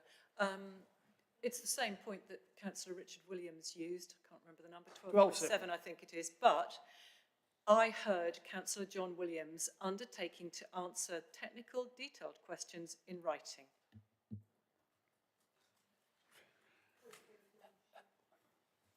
I'm getting points from all angles. I can take a point of information, and then I'm going to go back to the debate. Councillor Heather Williams. Thank you, Chair. If you look back at the recording, some of my questions, probably actually most of them, were addressed at the leader. And as I've pointed out to you, Councillor Williams, the leader has offered to respond to some of these points later. And then at the end of this debate, indeed at the end of this council, I shall be asking the Cabinet to just review the recording to consider whether there are any further questions which can sensibly or reasonably be answered. We now move on, I think, to, or maybe I'll ask Councillor Michael Atkins. Thank you, Chair. A brief comment, if I may. I've heard several contributions that seek to diminish the success of this trial by saying, well, what will happen if other councils go down a similar route? I think it's worth just unpacking that a tiny bit. I think there's an implicit criticism that we've been too innovative. You know, we've seized some sort of first mover advantage. We've been a fleet-footed council. I mean, I can only say that our duty is to provide the best possible service for our residents, and I think if there are opportunities to do that, we should seize them. Second, we need to recall that we do recruit and wish to recruit from the private sector, wish to recruit graduates, wish to recruit apprentices, as well as drawing on experienced and existing talent within the public sector, and I worry that's been forgotten in this debate. And finally, in the event that other local employers do indeed adopt the 4-day week, I think we will be glad to be doing so ourselves already by the same logic that the opponents of this scheme espouse. Thank you. Thank you, members, for all those comments and questions. We now come to the leader is going to second the motion, having reserved her right to do so. And I think it would be reasonable to extend the time that we give her in view of the number of questions that have been posed to 5 minutes. Thank you, Chair. If she wants. I haven't captured them all. So actually what I'm going to do is I'm just going to try and respond to the ones I did capture from Councillor Heather Williams. And the other ones I haven't captured. I've literally run out of writing space here, but I'm sure they all sounded quite, most of them sounded reasonable, so we can deal with them. In relation to Councillor Williams' question about the process changes, you know, it would have been ludicrous for us to freeze the council in time while the 4-day week took place. You know, councils are dynamic, organic organisations, constantly adapting, you know, constantly getting new demands and having to adapt for them. But that just simply would have not been possible and would have been ridiculous in my view. However, the university report quite clearly says there's been statistically significant improvements in 11 areas. So, you know, there have been significant improvements and within the KPIs, but let's not lose track of what the original motivation for this was. And it was about recruitment and retention. And without dramatically improving our recruitment and retention, we would have seen those KPIs go down because we did not have the staff, didn't have the numbers of staff, we didn't have the sort of people we needed in order to serve our residents well. So they would have been going backwards. I don't quite understand the point about anecdotal evidence, but actually I think if this report, which is a data-driven statistical report, if it had been full of anecdotal points, actually there would have been complaints about that. So, you know, we've been very careful to make sure that this is a statistically driven, evidence-based report. You know, there are other places in which to capture anecdotal evidence, and I've got lots of nice anecdotes because I talk to our colleagues here all the time about what the 4-day week feels like for them. You know, how hard is it? What do you do with your day off? So, you know, there's loads of anecdotal stuff, but actually, you know, we need to be looking at the hard facts. And in relation to savings, differs from what, you know, we'd initially anticipated. But, you know, in this age of cash-strapped councils, with the LGA predicting that over 50% of councils are going to issue Section 151 notices. 151, am I right? Notices in the next matter of months. You know, any saving is a valuable saving, and you know, remember that. You know, this isn't money. All the overspend we had on agency staff isn't money we'd budgeted for. This is overspend. You know, it's money that we weren't budgeting for. So, you know, that's all good news, and that's extremely good news for the taxpayers of South Cambridgeshire. So, on that, I hope I've captured most of that, Councillor Heather Williams. I'll just come on to what I was going to say anyway. So, I'd like to begin these closing remarks by thanking most sincerely, and from the bottom of my heart, all our colleagues throughout the whole organisation. They have demonstrated incredible adaptability, outstanding innovation, and have been unfailing in their support for each other, for me and my colleagues here, and also for their resilience, which I know has been put to the test more than many of us think is reasonable. The evidence we've seen today talks for itself, and it shows the incredible work that everybody has done in the service of all our residents and of our partners. Just to reiterate, we started the 4-day week because we had for many years had serious issues with recruitment and retention, and this was impacting on all of our services and greatly hampering and hindering our ambitious transformation programme, especially in planning. So having tried everything else, we actually had no choice but try something radically innovative, in my view, to attract the talented colleagues that we need and of whom we benefit hugely now.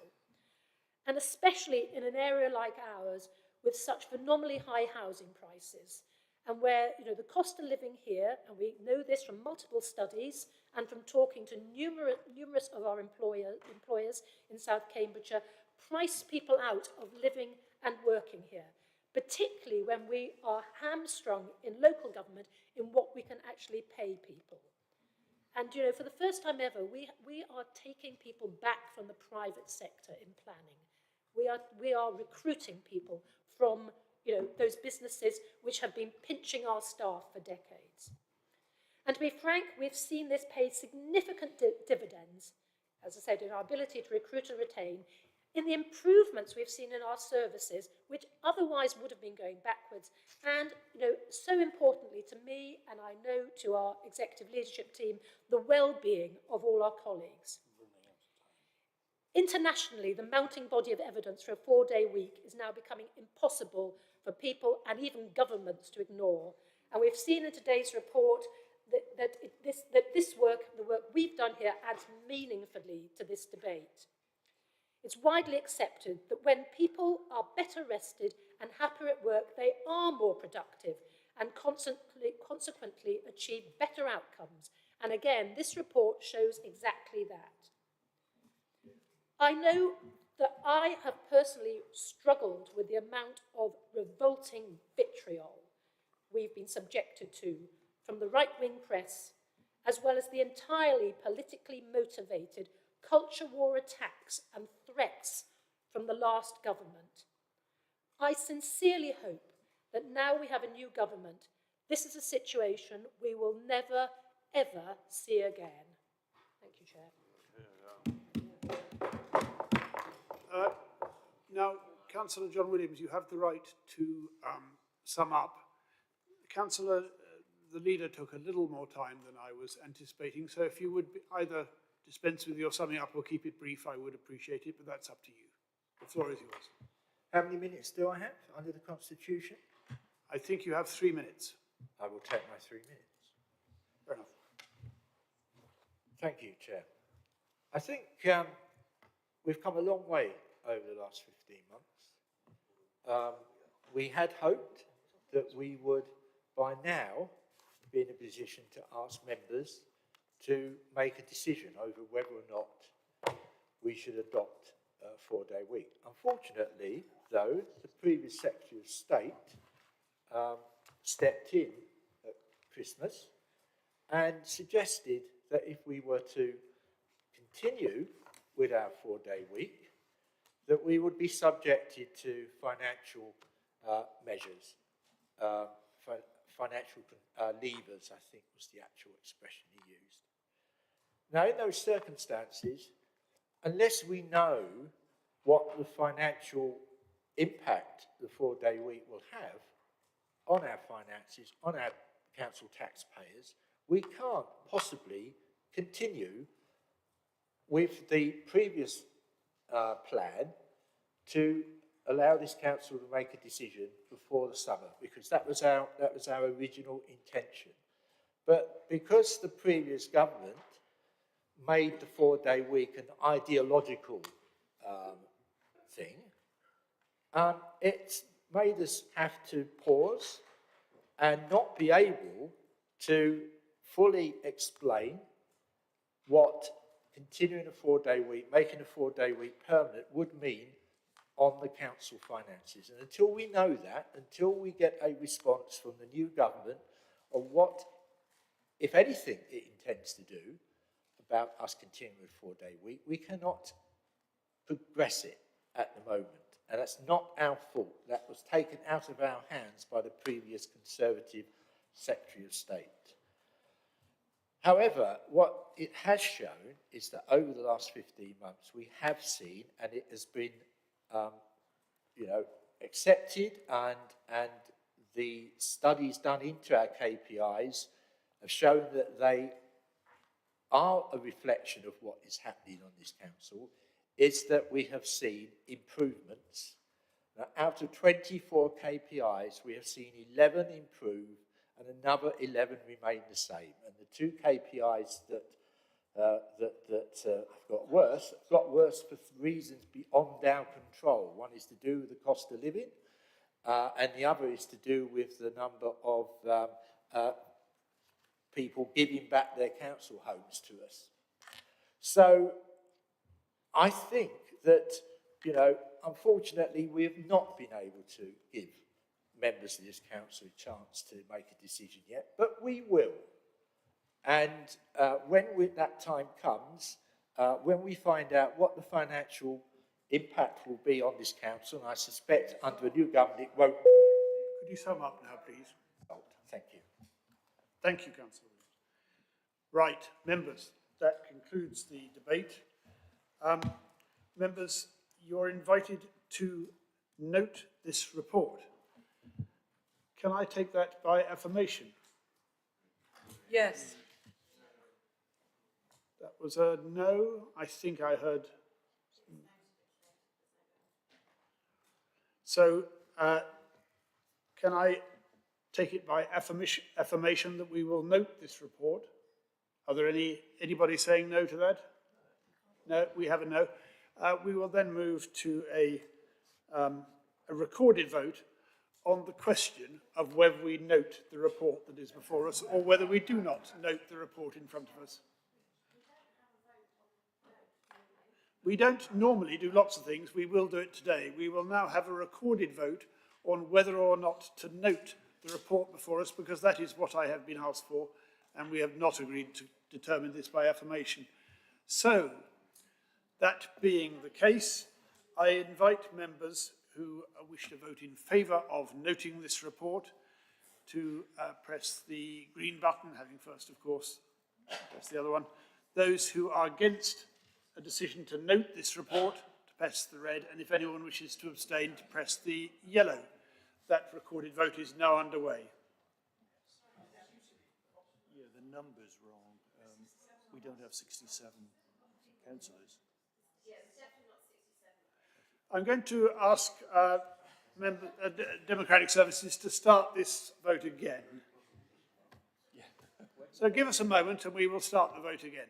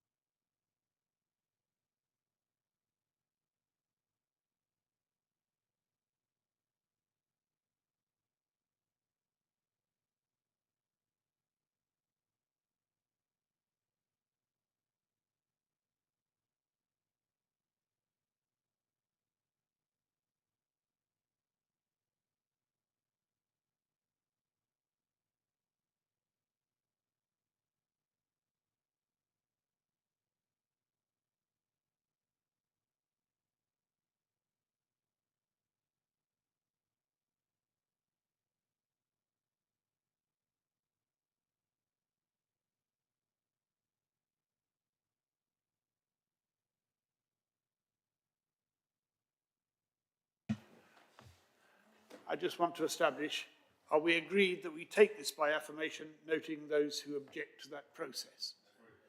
I think that is agreed, and Councillor Lentel, you have registered a no vote and an objection to this process.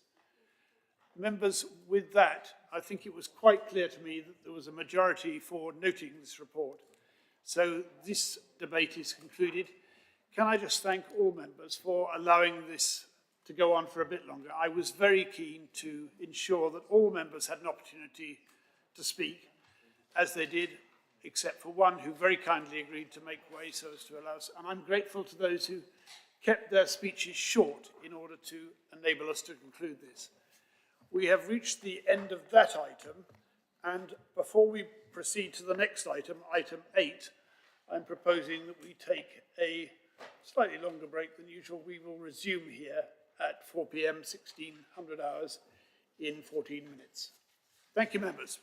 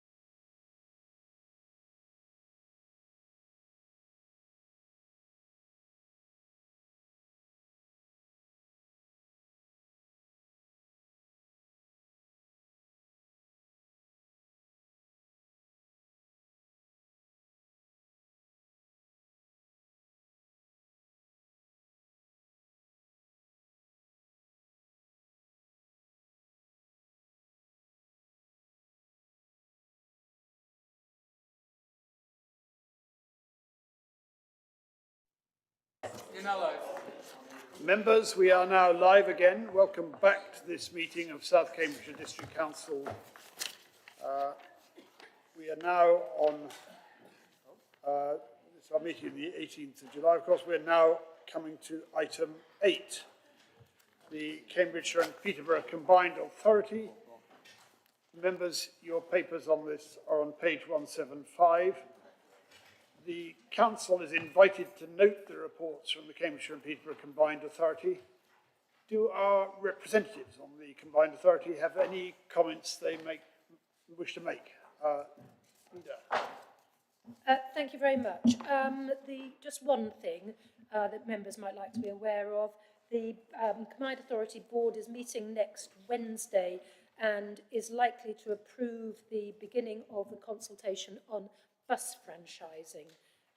So I would encourage all members to participate in that consultation and to encourage all their residents to do likewise.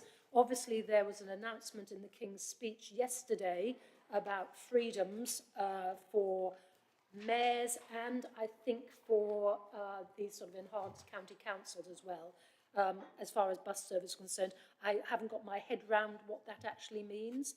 But I think irrespective of that, the consultation from the Combined Authority is likely to go ahead. So, you know, as an administration, we are supportive of bus franchising. We can't see any other way to improve services for our residents, particularly in rural villages.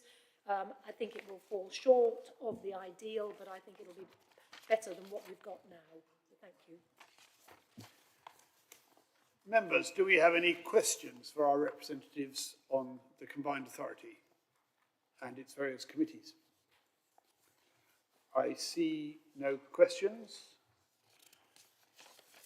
So I think with that we can note that report and move on to item 9, which is the Greater Cambridge Partnership. Standard item for our agenda, but there are no decision summaries for Council to note at this meeting.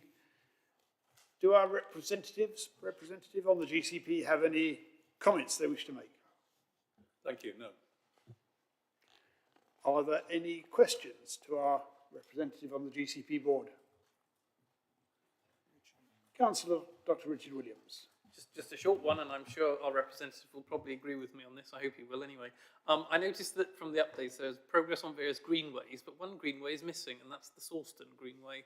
I haven't seen any updates on the GCP about the Sawston Greenway, so I would be grateful if the member could either press the case or give us an update on what's happening there. Through you, Chair. Please. Yes, I can report positive movement on the Sawston Greenway. I'm not quite sure why you weren't able to find the information, the up-to-date information. We have had to postpone some of the work intended in the Stapleford to Shelford section because of other works going on there. So there has been a disappointing delay, but it will proceed as expected. Thank you both. I think we can then note that, sorry, no, we cannot note the report because we haven't got one. So we can just move on to item 10, which is the Oxford to Cambridge Pan-Regional Partnership. Papers for that on pages 193 onwards. And can I invite the leader of the council to speak on this report? Other than to say thank you very much to Liz Watts for the report, which is very comprehensive and has some very interesting links in it for members. So, are there any questions for the leader on this item? I see none. This report is noted. We then come to item 11, which is questions from councillors. I remind everyone that a period of 30 minutes is available for questions, and I fear I do not have the discretion on questions on the timing that I may have exercised on a previous matter. This includes those questions where notice has been provided as set out in the agenda, and if there is still time remaining at the end of that, then when those questions have been dealt with, we will draw lots on any other questions which have been notified before the meeting time permitting. One. I think that the fact there's only one may make drawing lots rather easier. So I invite councillors to ask their questions in the following order. Firstly, Councillor Daniel Lentel. Thank you, Chair. In his 2022 book, Why Governments Get It Wrong and How They Can Get It Right, Dennis C. Grube, research lead in political decision-making at Cambridge University's Bennett Institute for Public Policy, emphasises that effective decision-making requires policymakers to pay attention to the fundamentals. Professor Grube uses the metaphor of getting our ducks in a row to highlight what governments must do to minimise failure and maximise the chances of success. Professor Grube's first little duck is an accurate definition of the policy problem. The second little duck is about ensuring that the story behind the problem is told compellingly and convincingly. The third little duck is about understanding patterns of facts and evidence within constantly shifting contexts and perspectives. The fourth little duck is about efficacy, making sure that the solution delivers what it promises on the tin. Does the leader agree that, in hindsight, the 4-day week ducks might have aligned better if there had been a wider, more inclusive debate held at South Cambs, one in which more appropriate models of 4 in 7 working for our district were considered, alongside the radical 5 days pay for 4 days worked Reykjavik model chronicled in Professor Grube's book? And does she now understand that this debate should have occurred before and not after public money and resources were spent? Thank you, Chair. I invite the leader to respond. Thank you. Leader. So what is interesting about this question is that the report we've just spent some considerable time discussing today on the 4-day week clearly outlines these steps, or ducks, including the reason for undertaking the trial and the performance throughout the trial period. Councillor Lentel states that there were, quote, more appropriate models of working. So, I mean, that statement is in itself a fait accompli. I refer you to the success of the trial, clearly outlined in the paper that we've just debated, and I'm satisfied that this way of working, as clearly demonstrated, has produced positive results for the Council. Councillor Lentel, do you have a supplementary question? I would ask you to keep it brief. Certainly. Does 15% of council workers using their day off to do other paid work count as a success? Does 50% use them to do life admin and 44% to do housework and relaxing, health and fitness? It's so disappointing to see that caring, family and studying and volunteering are so far down the list of what else is going on in people's lives. This policy could have been rolled out, not for every member of staff, but on an appropriate trial basis, it could have been targeted to those in our council and those in our community who already have extra burdens, including looking after our young people and our old people. So the question is, to turn around and say, oh, well, there's only one model of 4 in 7 working. No, there isn't. And do you understand, sorry, excuse me, through the chair, is there an understanding that 5 days paid for 4 days worked in Reykjavik because the public and private sector went together? Nobody was felt left behind. And it was identified to be a particular problem about the Icelandic economy compared to productivity in other Scandinavian economies. So yes, there were other options available. Why weren't they considered? I did ask you to keep your supplementary brief. Is that what you had in mind? Is this what success looks like? 15% of people getting another job? And are we sure there wasn't a way we could have done this to avoid that outcome? That was part of your original question. I'm going to ask Councillor Bridget Smith whether she wants to add anything to her original answer. So, some of those questions have been answered in the debate earlier. I will just make 2 points.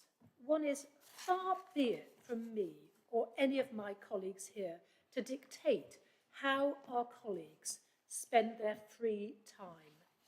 They want to spend it in the sauna, fine. If, as you know, many of the ones I speak to seem to spend it on voluntary work for charities or 20%. looking after elderly relatives, which actually the majority of people I speak to 39%. seem to spend it, the ones I speak to, seem to spend it spending time with elderly relatives. So the benefits, 39%. the Councillor benefits Lentel, of I it, would ask you not to interrupt the leader when she's benefits responding of to it your are question. actually felt far wider than just this council, because there's some elderly people and some charities that are benefiting from that additional time that some, if not all, of our staff are devoting to them. And the suggestion that we restricted this to certain elements of our staff is ludicrous. And certainly the unions, who've been hugely supportive of us, would not have countenanced that. So this is about being fair to everybody within the organisation. And I think fairness is what we have delivered, along with a phenomenal and internationally significant success story. Thank you. Thank you, Leader. A very full response. Councillor Sally-Ann Hart, I think your question is next. Thank you, Chair. I note that South Cambridgeshire District Council ran a stall at Cambridge Pride this year, and I'm just wondering, could the leader or relevant cabinet member provide an update on how it went and what plans we might already have in place for next year's Pride? Thank you for your very welcome question. So I'm really proud that we did run a stall at Cambridge Pride this year. I was really sorry I couldn't go because I was away. And we were there alongside organisations such as ARM, the County Council and Kite Trust. I believe our stall had glitter tattoos, skittles and a balloon arch, and I think it went down very well. I'm told that everyone attending from South Cambs, and we had volunteers there from our colleagues, actually had a whole load of fun, and the response from the public was really positive. I think people were quite surprised that we were there, and they were really happy to see that to see South Cambridgeshire District Council at Pride, and they're really interested in talking about the council, both as a place to live, but also South Cambridgeshire as a place to work.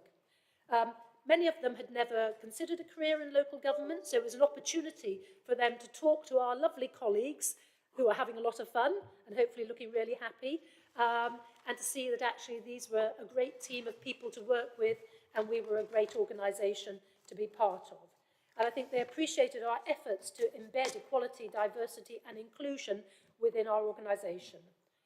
Lots of people wanted to know what councils do and what opportunities there might be available for them. And actually one of my friends just down the road has started working for the council, so that's marvellous. For the event, officers created new leaflets promoting South Cambs as an inclusive employer and a workspace. Our colleagues on the stalls highlighted the various EDI activities held throughout the year and the variety of services and roles across the council. They also promoted the benefits available to our staff, including flexible working, job shares, apprenticeships, graduate apprenticeships, and many opportunities for training and development. As I just said, everyone on the stall was volunteers who'd given up their time on the weekend to help run it, and I'm really grateful to everyone who turned up to represent the council. Pride is such an important time for us to reaffirm our support for and to celebrate the LGBT plus community, and we're really fortunate to have events like Cambridge Pride that allow us to do that. And we have every intention of running a stall again next year, which I shall certainly do my utmost to be at, because it did sound like a whole load of fun. Thank you. Councillor Sally-Ann Hart, did you have a supplementary question? No, that's my question answered. Thank you very much. Our next question was to be from Councillor Rippeth, who I know is unwell and I don't think has been able to join us online, so we will give her a written response, unless she asks us to roll it over to the next meeting. Next, Councillor Sue Ellington. Thank you, Chair.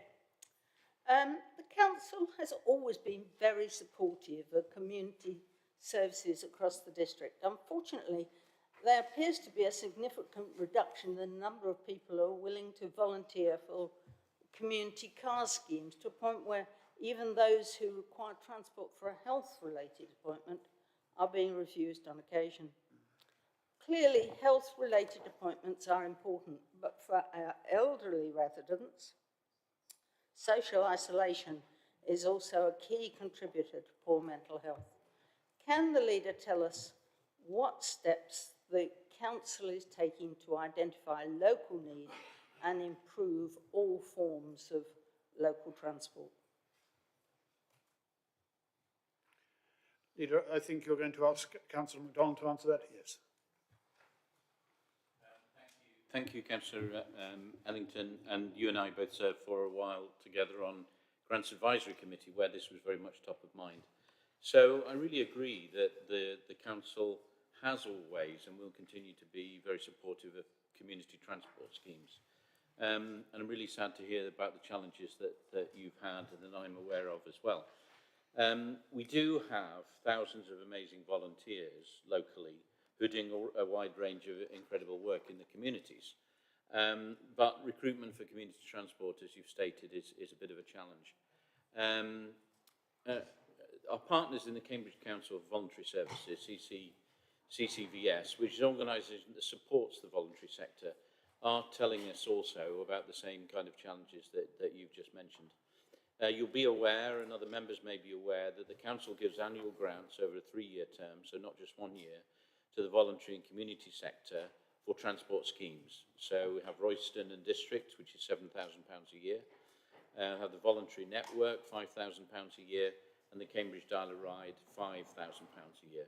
We also give an annual grant, I think that's through the Grants Advisory Committee, to the Care Network of Cambridgeshire, which supports about 29 community car schemes.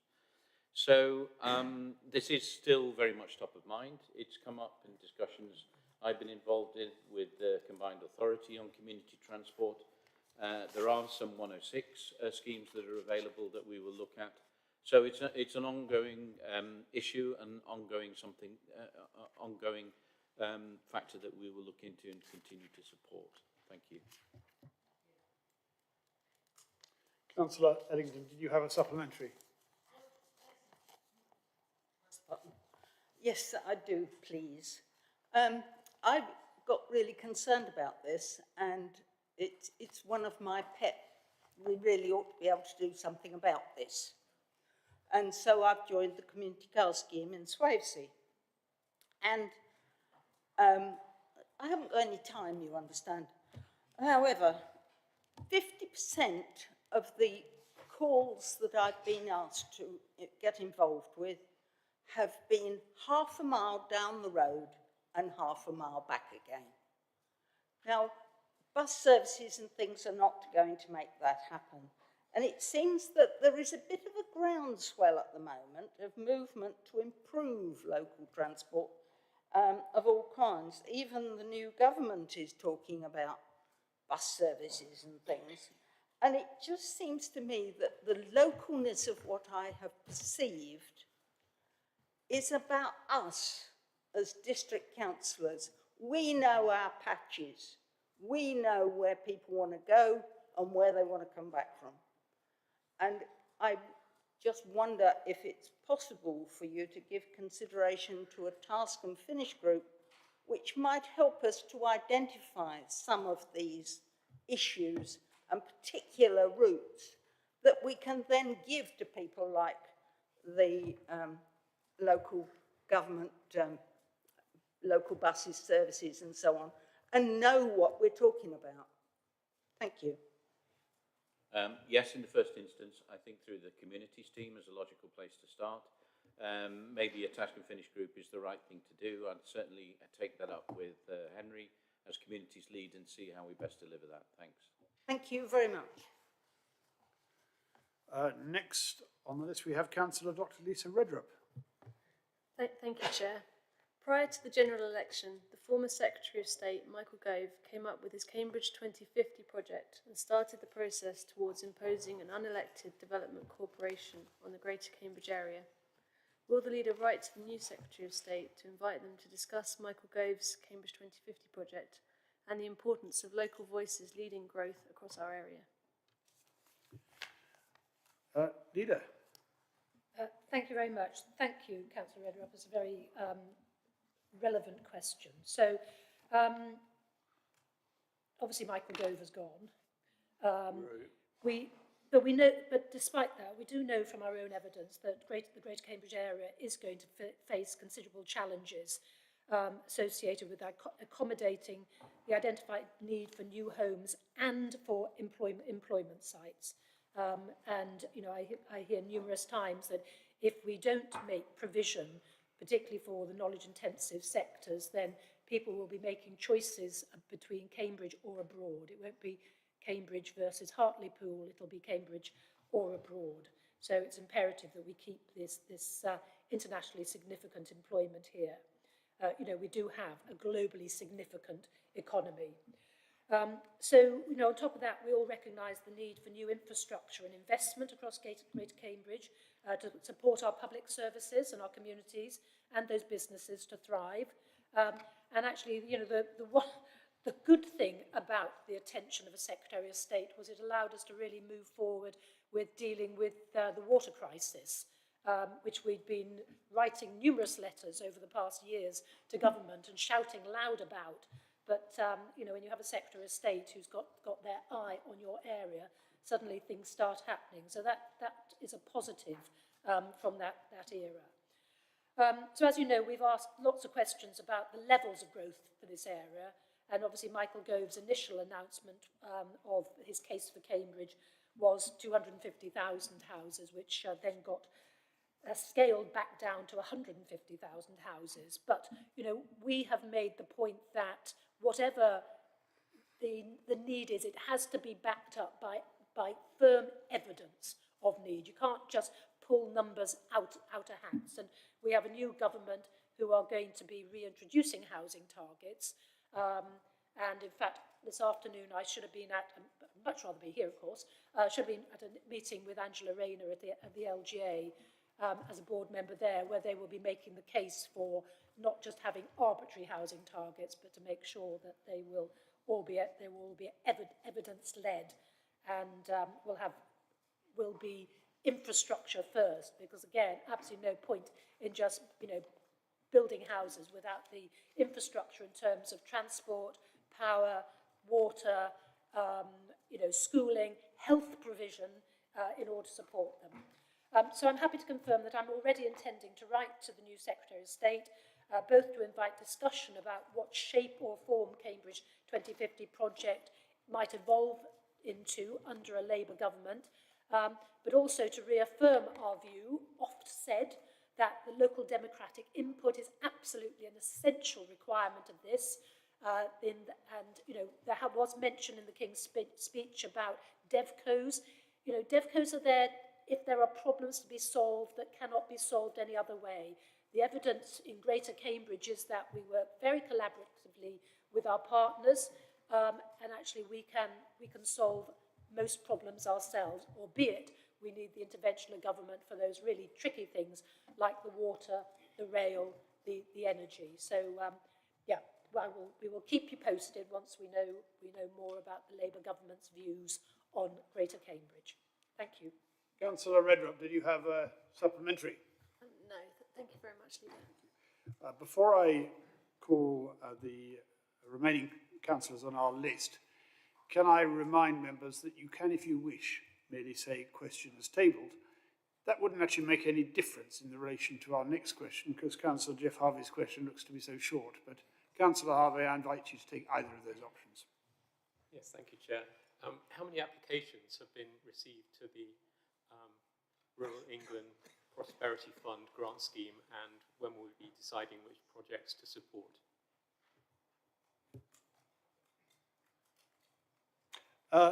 Who's going to answer? I see Councillor Peter MacDonald.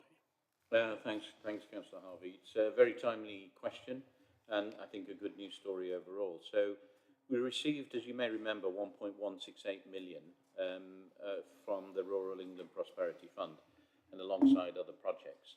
The Cabinet approved 876,000 to fund a capital grant stream for business, and it is for business and community groups, where they can apply between 10 and £100,000. We opened that on the 8th of April this year, and we closed on the 7th of May. Having said that, the scheme was trailed before it was formally opened, so businesses and communities had some knowledge. So I'm pleased to say that we had 20 applications that were submitted, a good balance, 11 from business and 9 from community groups. And the officers have really done a very good job in handling the application process, and it seems to be very, very successful. Just to give you a flavour, Chair, in the interest of time, but a very wide variety of applications submitted. So we had community hall kitchens, new skate parks, pump tracks, improvement to playgrounds, solar panels for community buildings. These are some of the community projects. And business projects, we had new websites, a micro canning machine, solar generation, etc., etc. And then to answer your question, these will come to Grants Advisory Committee on the 29th of July. The total of these projects, if they're all approved by that committee, would be 600,000. So it means that there's will be 285,000 remaining. And we would open again and reprocess under a similar sort of approach. Thanks. Councillor Harvey, did you have a supplementary? No, I don't. Councillor Ariel Khan, with the same advice on consider whether you want to ask your whole question or just say question as tabled. I'm willing to table my question. Question as tabled. I think Councillor John Williams is going to deal with this. Yeah, thank you for your question, Councillor Carr. Obviously, we've all seen some of the high-profile cases where local authorities have gotten into financial problems over the past few years. And I'm sad to say that we're probably going to see more Section 114 notices being issued over the coming months. You're absolutely right that there needs to be an urgent intervention from the new government to fix the mess. And I'm glad to see our colleagues in the District Council Network and Local Government Association are advocating for a resolution to this. In terms of what Labour have said they plan to do, they have promised to introduce multi-year financial settlements, which is a good thing because then we can plan ahead beyond the next year. Although this is unlikely to take place until not for next year, but the year after, 26-27. They've also promised reforms to business rates, which is not so good news for us. And we expect them to go ahead with the fair funding review again in 26-27.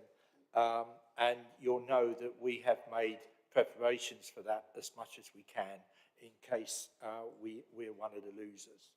The one thing that is missing through what we've seen so far is any suggestion on how that annual funding gap is going to be closed, and I'm certainly very concerned about that.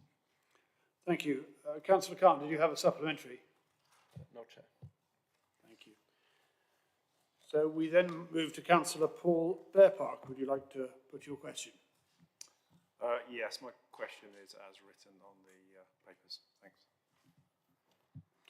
And I think to answer this, Councillor Toomey Hawkins had to leave us, so I think Councillor Bridget Smith will answer it. Yes, thank you. So sorry, Councillor Toomey Hawkins was going to answer this, but she's been called away, but she's given me a response, if you'll forgive me for just reading it. The Council evidence for its joint local plan makes clear that addressing water supply challenges is key to determining how much development could be delivered in the area in the future. Our commitment to be green to our core means that the Council has pressed government repeatedly to secure its commitment to working on these issues as a priority.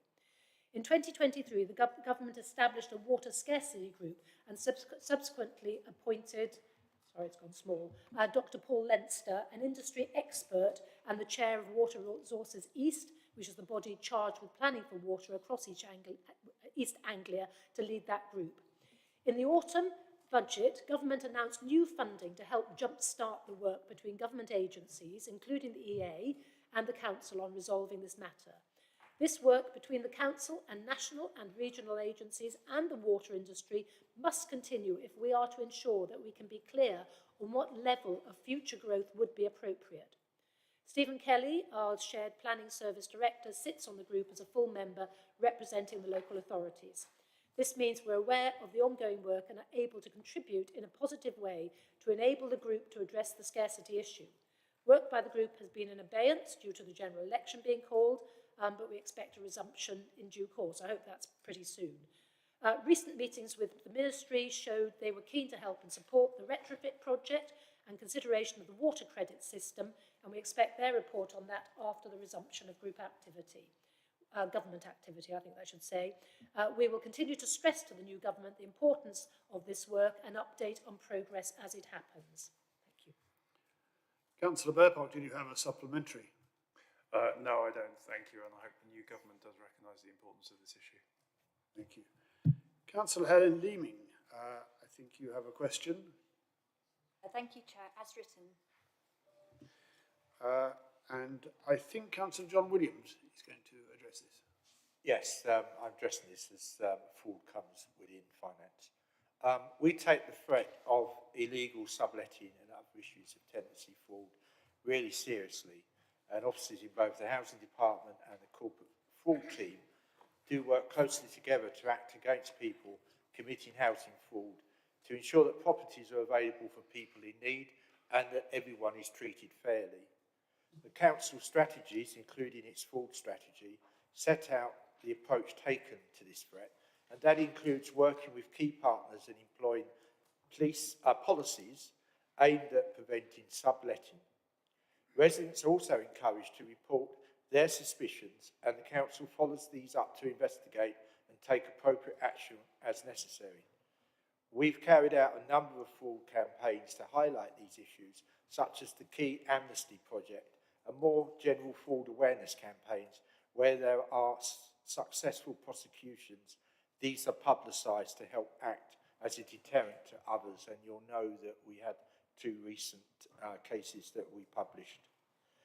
So in both cases, we're now taking steps to recover the property to make them available to let to people who need them most. And I would say, this is all about fairness. It's not about, catching people.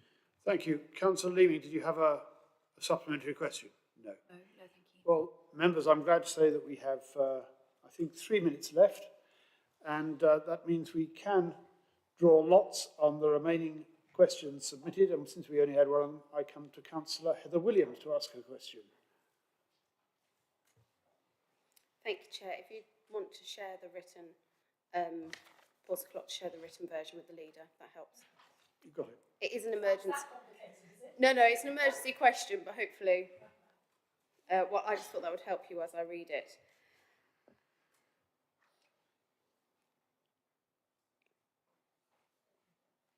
So, if you're ready, what will the leader be doing to ensure that residents' views are heard, listened to and acted on in relation to the Kingsway solar farm, in particular the residents of West Ratting, where 50% of their parish is under threat of the solar farm, in the light of the news about the Seneca solar farm, which is why we've done it as an emergency question. Thank you. So, did everybody capture that? Okay. So it's very topical in light of the King's speech yesterday. So I think we have to wait and see what the new planning rules are going to be around onshore wind and solar. Obviously, I think it's Ed Miliband leading on all of this. So I think we will be asking for clarification, seeking clarification of what this actually means in reality, so that we can be advising all of the residents of South Cambridgeshire appropriately based on whatever the new legislation is going to be. Okay. Did you have a supplementary, Councillor Williams? Just say that I'm pleased it'll be looked into. It was as the news of Seneca's, the residents affected, and with the other solar farm, so within the district, it is concerning, and I do think the council needs to move quickly on it. It's accepted. Thank you. Well, with that, I think we now move on to item 12, which is motions. Councillor Bradman, do you have a point of order? It's a point of clarification. I don't know how you quite do that, but it's just to say that application was a county application and it was for a biodigester, not a solar farm. I think that introduces a certain element of confusion, but I think I think the questioner and the leader in answering that are quite clear about which application was actually under consideration. It is only recently submitted.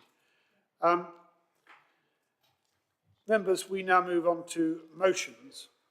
Members are reminded that a maximum period of 30 minutes is allowed for each motion to be moved, seconded and debated, and that includes dealing with any amendments.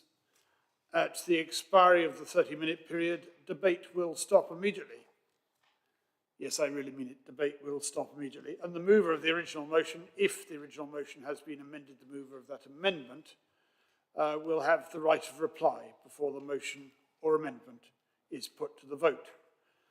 And to remind you that no proposer speech may exceed 5 minutes or any other speech exceed 3 minutes without the consent of the chair. Members, I'm not going to read out the rest of the rules. I'm going to proceed directly because I think we're all familiar with the rules on this. I come to the motion standing in the name of Councillor Helen Leeming, which is as on your order paper.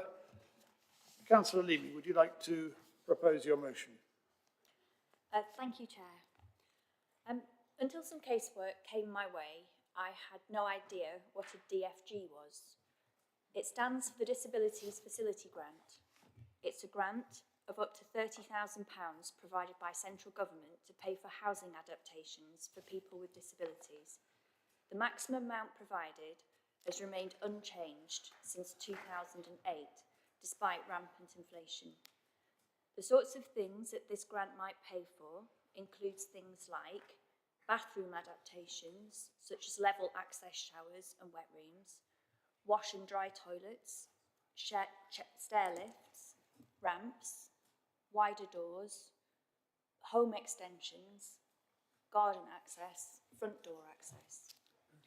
These are the sorts of things that mean an adult can wash and use the loo with dignity and privacy, that parents don't have to worry about how they can carry their teenage child upstairs to bed, that families have a living space that meets the needs of the family as a whole, that someone can get in and out of their home or move around their house.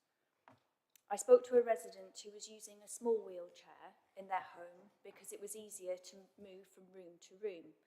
They did have a better chair, but it couldn't fit through their doorways, and so they moved around their home in something that caused them pain. These are very human stories of people wishing to get on with their lives with dignity and independence. And yet, they run up against a very bureaucratic barrier of a £30,000 cap on the amount of money that can be provided by the government for such adaptations. And then further difficulties ensue. Council staff who work in this area, who want to get on with their jobs and improve things for our residents, are held up. The family may have to raise money through fundraising and charity. This takes time and the practical situation in their house gets worse. Maybe they're lucky and they manage this whilst enduring very difficult living conditions. But maybe they're not. Maybe they're already in a vulnerable position due to their disability or for perhaps another reason. Often the people who need the most expensive works will be people with the most complex needs. People might pull out of the decision to sort out their housing needs with the pain or the isolation, and in some cases, the lack of safety that entails. I'm asking that we vote today to recognise that this is an unacceptable situation, that building works cost a lot more in 2024 than they did 16 years ago when this grant figure was last changed, that when the charity scope tells us that 1 in 5 people have a disability, we're talking about an issue that affects a significant number of people, our friends, children, parents and neighbours, and that these housing adaptations are not asking for a lot. They are a basic requirement of a dignified life. The District Council Network has recommended that this grant be increased from £30,000 to £70,000 and that further increases will be linked to inflation. This motion seeks to raise the profile of this matter, to make the position of our council known and to ask the new Secretary of State for Housing, Communities and Local Government to review and resolve this matter. Thank you. Thank you. Do you have a seconder for your motion? Yes, I Vice- do. It's Councillor Peter Fane. Peter Sanford. Sorry, it's not you, Chair. It's Peter Thank you for the Sanford. invitation. I think the Vice Chair will actually second your motion. Do you wish to speak now, Vice Chair, or to reserve your speech for later? Thank you, Chair. I will speak now and will clarify. I know it's unusual for a motion to be seconded from the top table, and I'm currently speaking as one of the members for Caxton and Papworth Ward, not as Vice Chair of the Council. I have a slightly different perspective on this issue. Papworth Everard has a relatively high number of disabled residents, and many of their residences are in poor condition. They cannot be modified or even reoccupied by other tenants because the grants available are inadequate. This isn't a criticism of the charities who own these properties. They have a restricted budget and limited access to grants to make improvements. Like our council, they work wonders on a shoestring for disabled tenants, but they could do so much more with better funding. As Councillor Leeming mentioned, the Disabled Facilities Grant, DFG, which is available for modifying disabled residents' properties, has been capped at £30,000 since 2008. 18 years ago. In the meantime, wages for tradespeople have soared significantly due to labour shortages. The cost of materials has also soared, largely a result of the war in Ukraine. Definitely support the District Council's network proposal to increase the grant maximum to £70,000 in line with the latest independent review, which was conducted in 2018. To clarify that although the DFG is distributed by the councils, the district council in our case, it's available to owners, tenants and landlords who are eligible because of disablement conditions. Consequently, an uplift in the DFG will have significant benefit to many across the council and not just council tenants. So let's provide sufficient funding for our disabled residents and their families to adapt their residences and live in comfortable and safe homes. Thank you, Chair. Thank you. Now, I have, I think, 3 speakers lined up wanting to speak on this. Councillor Brian Milnes, Deputy Leader, Councillor Heather Williams, and I think also Councillor John Batchelor. If there are others, we will. And Councillor Ellington, my apologies for failing to notice you there. So we have 4 speakers. Councillor Brian Milnes. Thank you. Just a brief comment in support of the motion, and it's just to quantify the impact of inflation since this legislation was introduced. As the motion references, in 2008, and according to the Bank of England inflation calculator, £30,000 today would be equivalent, then would be equivalent to 47,000 now. That's with historically low levels of inflation for most of that period. And we can see the impact of not index linking such grants, and in particular construction inflation, as Councillor Sanford has indicated, has been more significant than general levels of inflation. So I'm very much in support of that, and I think this is a really modest suggestion in light of that. Thank you. Next, I have Councillor Heather Williams. Thank you, Chair.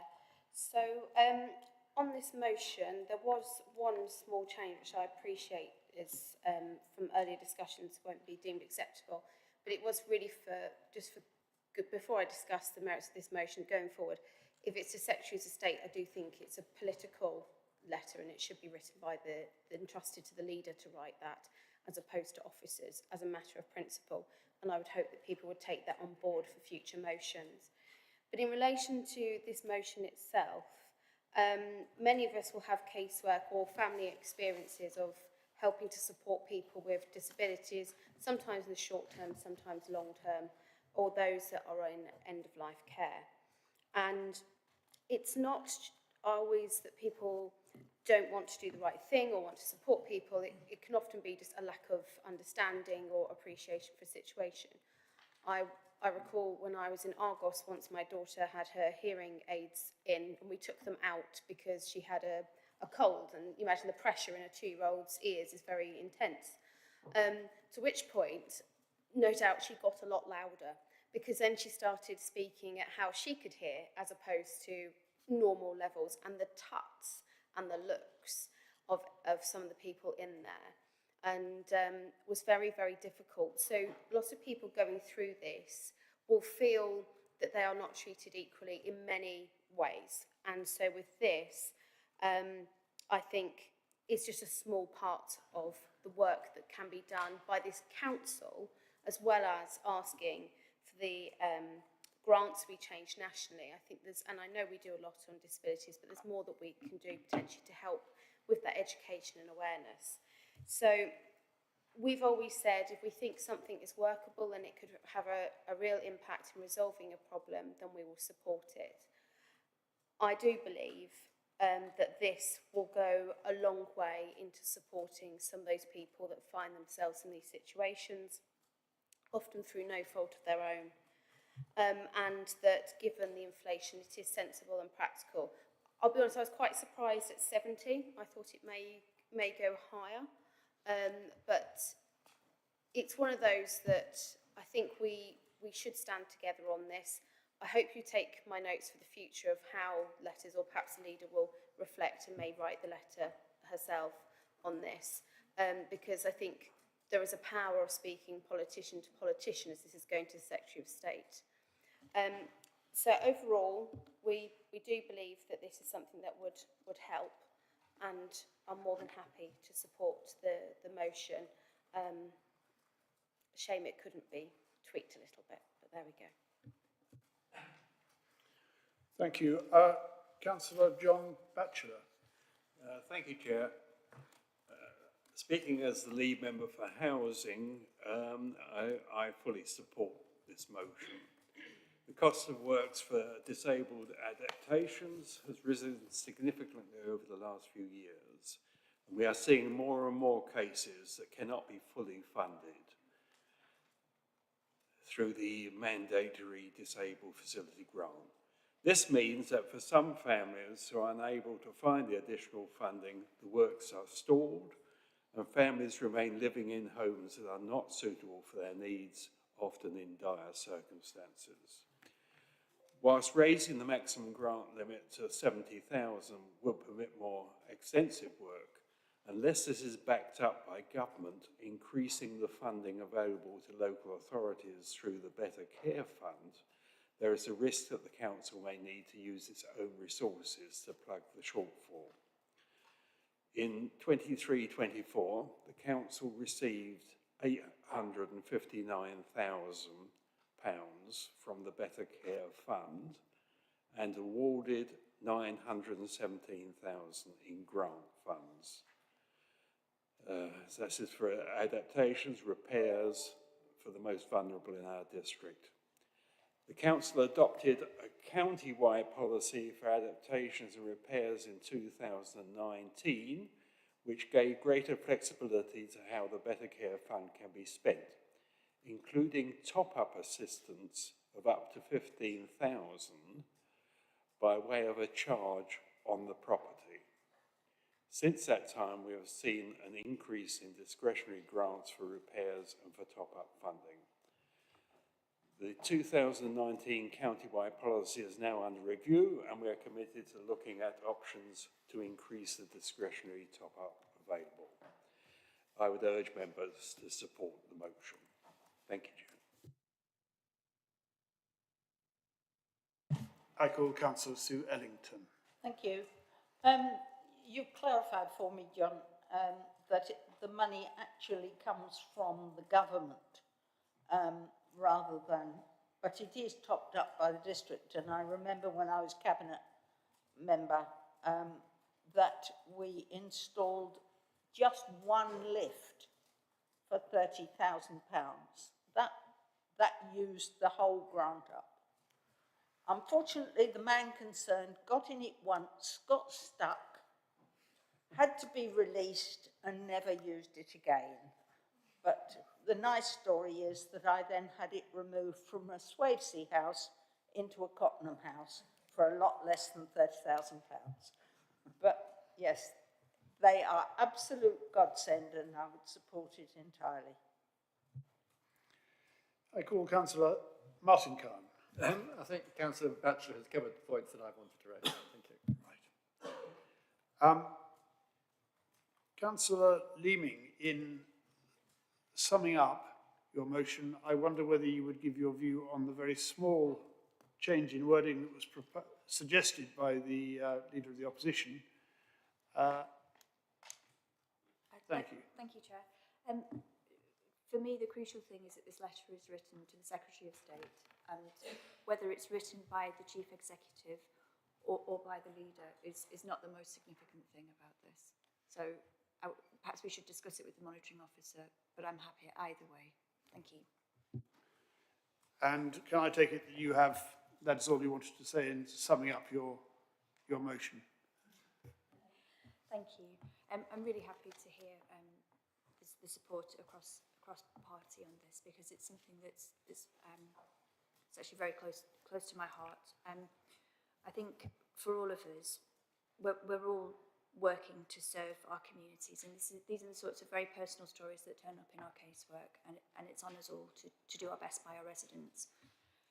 And I think the fact that the value of this grant has been frozen for 16 years, when we think of so much has gone on in 16 years, it's unfair that this group of people have been left behind. So thank you very much for supporting this. Members, we have technically speaking an amendment, but I'm proposing rather than consider it as amendment, would it be acceptable to all members if we insert the words leader or chief executive and let them fight it out between themselves? Yes. Agreed. With that wording change, can we take this motion by affirmation? All in favour? Any against? Any abstentions? That motion is accepted. Thank you. Next, we have a motion standing in the name of Councillor Anika Osborne. Councillor Osborne, would you like to move your motion? Thank you, Chair.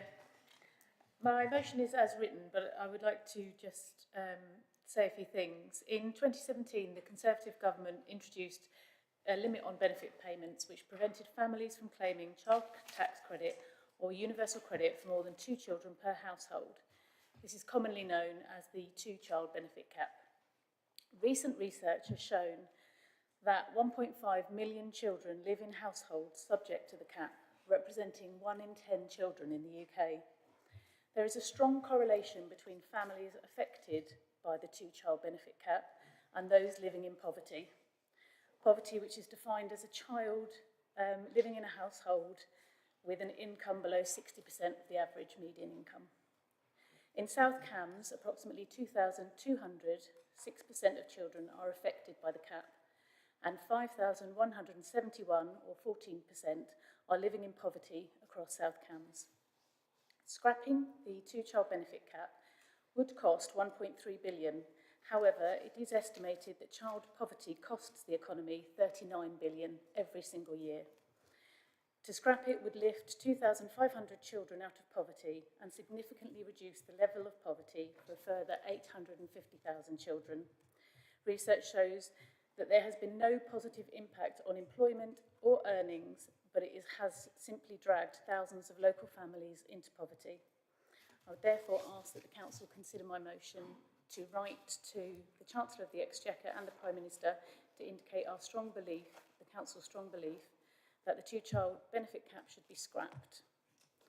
To instruct the Chief Executive to write to all MPs covering South Cambridgeshire to ask them to commit their public support to the campaign and to end this 2-child limit to the benefit payments, and to encourage other local authorities to agree similar resolutions with the aim of bringing an end to this cruel policy. Thank you. Yes. Before we progress further, the motion currently says to instruct the Chief Executive. I think the Leader wants to comment. Leader, did you want to comment on this? I just want to say it should be me. Is that's accepted by the proposer of the motion? Yes, that's As absolutely before, I think we can proceed without the need to take a formal amendment on that. Do you have a seconder for your motion? I do, yes. Yes, Councillor Natalie Warren-Green. Thank you. Did you want to speak now or reserve your position and speak I'd later? like to reserve the position and speak when other people have commented. Right. Who else do we have wants to? Councillor Bradnam. Thank you very much, Chair, and thank you to Councillor Osborne for this it's such an important motion. I speak in my capacity as Chair of the Corporate Parenting Subcommittee at the County Council, and of all the people who are best placed to understand and be motivated to understand what their children need most and in what priority order are the parents and carers of those children. And it is those people who suffer when they don't have enough money to spend on the children who are not being benefited by the benefits that they should be entitled to. So I absolutely support this motion because I think it's an invidious situation that has thrown so many of our children into poverty, but also because the point that Councillor Osborne made, that this cost early on to the government saves an enormous amount later on. We know always that early intervention with children is so important and can divert and prevent all sorts of problems later on, which are far more costly to deal with then. So I thoroughly support this motion. Thank you. I think Councillor Bradnam will probably agree with me in saying that in this chamber we all speak as members of South Cambridgeshire District Council, though we may be informed and well informed by other roles. Councillor Heather Williams. Thank you, Chair. So I want to start where the areas where we can agree. And that is that I think every single person in this chamber would like to see child poverty ended. You know, not just here, but throughout. The issues that I see here, and we all are affected by our casework and things that we see, is that for many of us, looking at this on a practical level, don't think that this is the answer to the question. So we fully support the sentiment of the motion and fully support what you're seeking to do by it. But in a practical level, I don't think that this is how we get those children, the whole of those children, out of poverty. And I think the numbers in here reflect it. And I'm going to use the numbers in the report when I say this, that when you calculate those that would help, and when you take that out, there's nearly 500 million that's going to people that aren't, by doing this, that aren't in that poverty situation. And I think there are better ways that that money can be spent to support the other 850,000 that's referred to that we can't see any support or impact from this proposal. I do think we should all be locally and nationally striving to end this. But for myself, this isn't the right way. But completely support the sentiment, completely support what you're seeking to achieve. We just need a different method to resolve that problem, in my view. Thank you. Councillor Stephen Drew.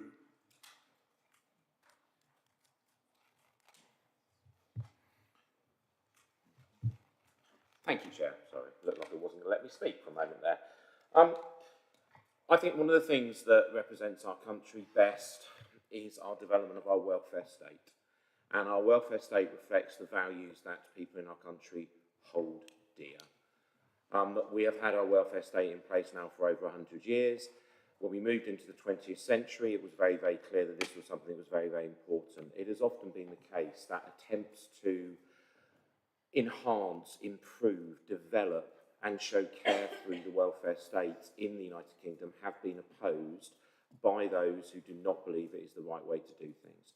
if we go back to the arguments that were held in the 19th century, arguments in the early 20th century, if we look at arguments against the introduction of the NHS after World War II, if we look at arguments against the extension of the welfare state in that period after 1945, it has unfortunately been the case that the vast majority of those arguments have come from the party who have just so very, very clearly found themselves no longer in government.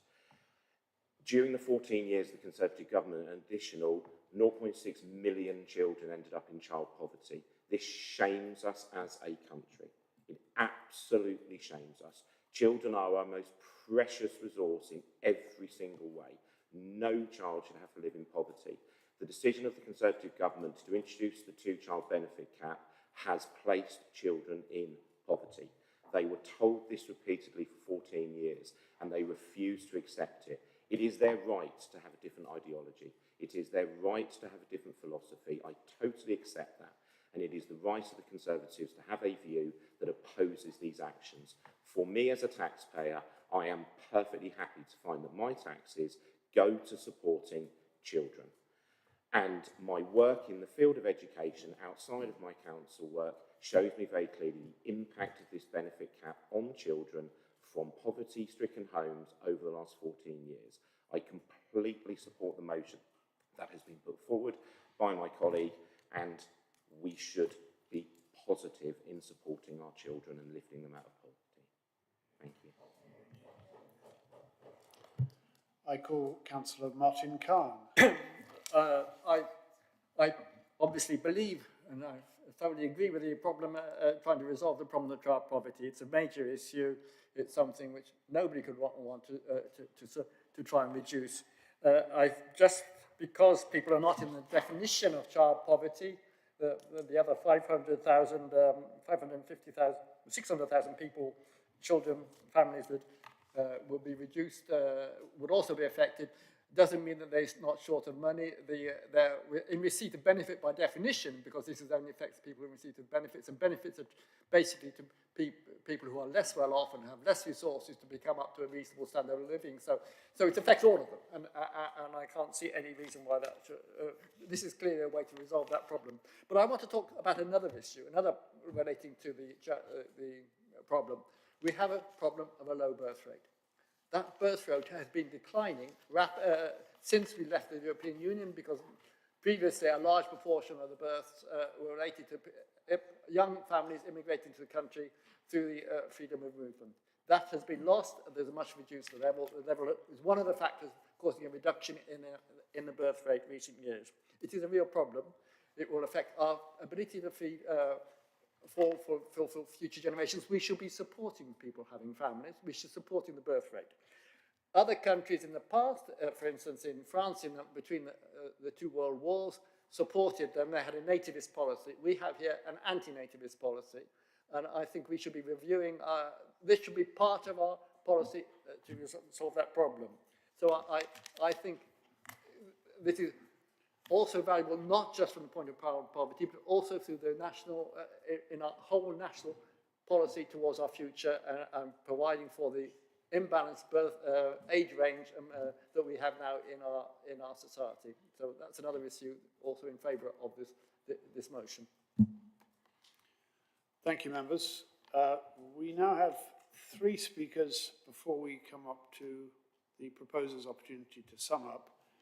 We have the leader, then we have Councillor Peter MacDonald, and then, of course, Councillor Natalie Warren-Green reserved her right to speak. Unusual, but no objection to having 3 members of the Cabinet speaking in turn on this, and then we come to the proposer of the motion. So I come first to the leader.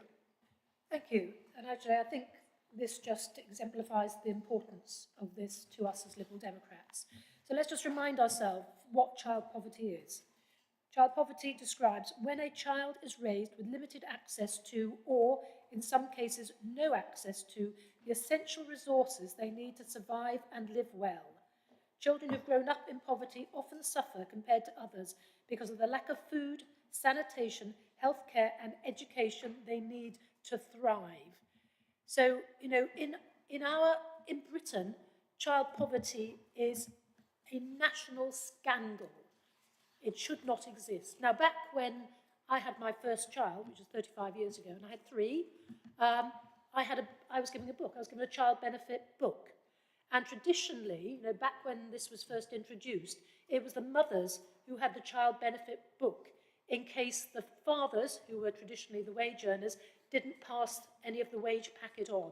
So it was money for the mothers. Obviously, with everything going online, that changed.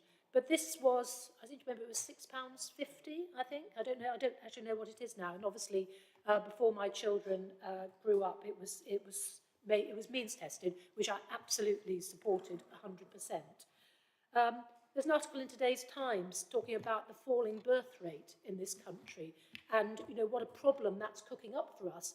Because as we all get older, who is going to look after us? Who is going to pay the taxes to pay for our social care? And the article in today's Times said that this was partly a factor of women choosing to have children later, most likely because they have to work for so much longer in order to get the financial security that gives them the confidence to actually start a family. So, anything that can be done, and I agree with Councillor Williams, this isn't the solution, but it's part of the solution. There is no one solution to this national scandal, but, it plays an important role, and depriving children, depriving larger families who are under most strain of that small amount of money that can shoe a child or feed a child or pay for a bus fare or pay for a swimming lesson, I feel is a very, very good use of my taxes. And I support what Councillor Drew said, and I support this motion unequivocally. I now call Councillor MacDonald. Thank you, Chair. I'll be relatively brief. I wasn't originally intending to speak on this motion, although very much do support it. As Councillor Drew has said, if you want a perfect example in South Cambridgeshire of one of the reasons why 3 Conservative MPs lost their seats, this is a really good example. 6 out of 10 families who are affected by the 2-child benefit cap are working families. 6 out of 10. We took the decision in the County Council to support the holiday voucher scheme during the holidays, during the summer holidays and Easter holidays, partly because of this factor. But of course, that is a very small level of support compared to what families lose through this policy. I'm not going to pretend for a second that it was number 1 and number 2 policy on the doorsteps during the election, but nothing illustrates more why Lib Dem MPs were successful in the recent election and the attitude of the Conservative Party towards families, working families. Thank you. Thank you. And then, Councillor Warren Green, I think you reserved your right to second this motion. Would you like to speak now? Yes, I think all those comments were really useful, and I don't want to repeat them, but I do want to pick out a few points from them. For instance, empowering families. I think that is something that we very much stand for as a council. We have supported families through the cost of living crisis, and this motion is aligned to us helping families who would otherwise have been in poverty.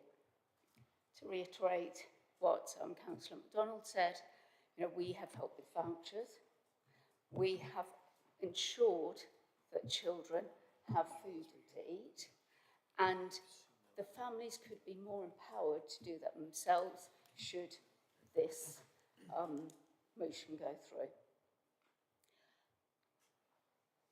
A point that Councillor Khan made was about the fact that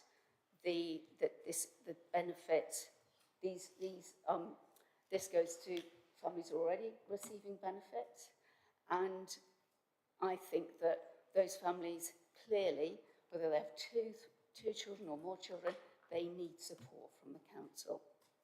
So I fully support this motion, and I think that it goes a long way to addressing poverty for children across South Cambridgeshire.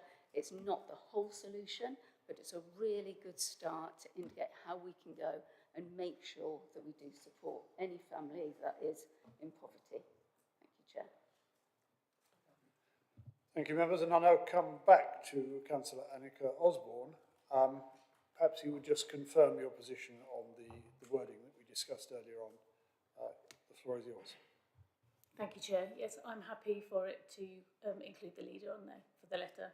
And I just want to thank everyone for their comments and just say that the leader and the other members have perfectly summed up the issues that this hopes to address. And I'm pleased with the level of support and the strength of feeling expressed. Thank you. Thank you. Right, well, we now come to, we have no amendments other than that simple wording. So on the conclusion of the debate, I think I'm going to, in view of the comments made earlier, I'm going to move straight to an electronic vote. Can I assure members that whilst the figure of the total number appearing on our screens may be much greater than is now present in the room, that doesn't affect the outcome of the vote. There is a glitch in our system this afternoon, but we can, I'm assured, afford to ignore that. So if you're in favour of the motion as proposed, press the green button. If you're opposed, the red. If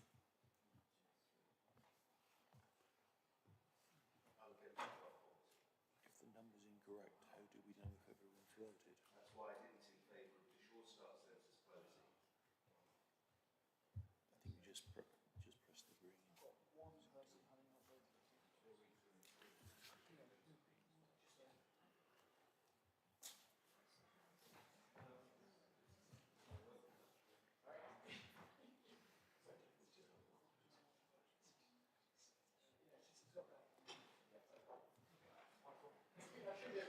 Aaron, I think I maybe have failed to vote. Let's try again. Okay.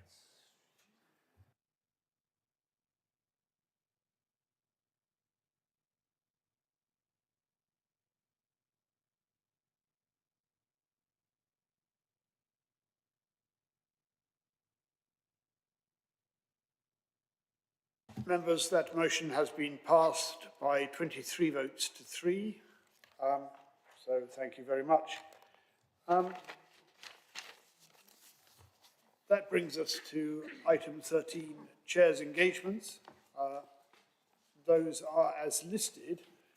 You'll see that I attended the Cambridge American Cemetery Memorial Day. I also attended an opening of an additional facility at Emmaus, and I was glad to be able to confirm the considerable cooperation between this department and Emmaus in the very valuable work that they do. Recently, and actually I forget the date, but I won't bother you with it, I was invited, had no particular role, to the opening of the first King Charles III postbox. It's the first time I've been invited to the opening of a postbox, but it was in Cambourne in...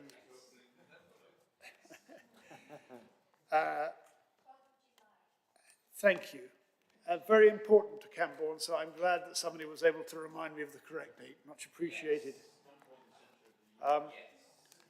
I had an invitation to the opening of the Cambridge Science Centre, the Trinity Centre on the Cambridge Science Park. For various reasons, I wasn't able to attend that opening, or at least I made an excuse. It was on the 4th of July, and I think there was something else going on that day, but they did kindly ask me back again, despite that rudeness, a week later.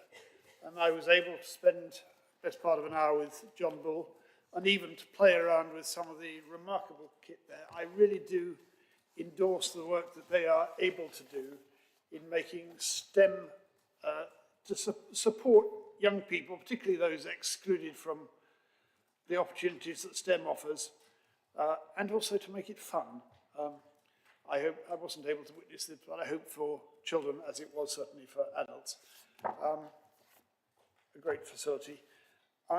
Before closing the meeting, I'm just going to ask the Leader of the Opposition who wanted to make an announcement, and I'm going to use my chair's discretion to allow that, and I would be grateful if we could keep it brief and to the point discussed. Thank you, Chair.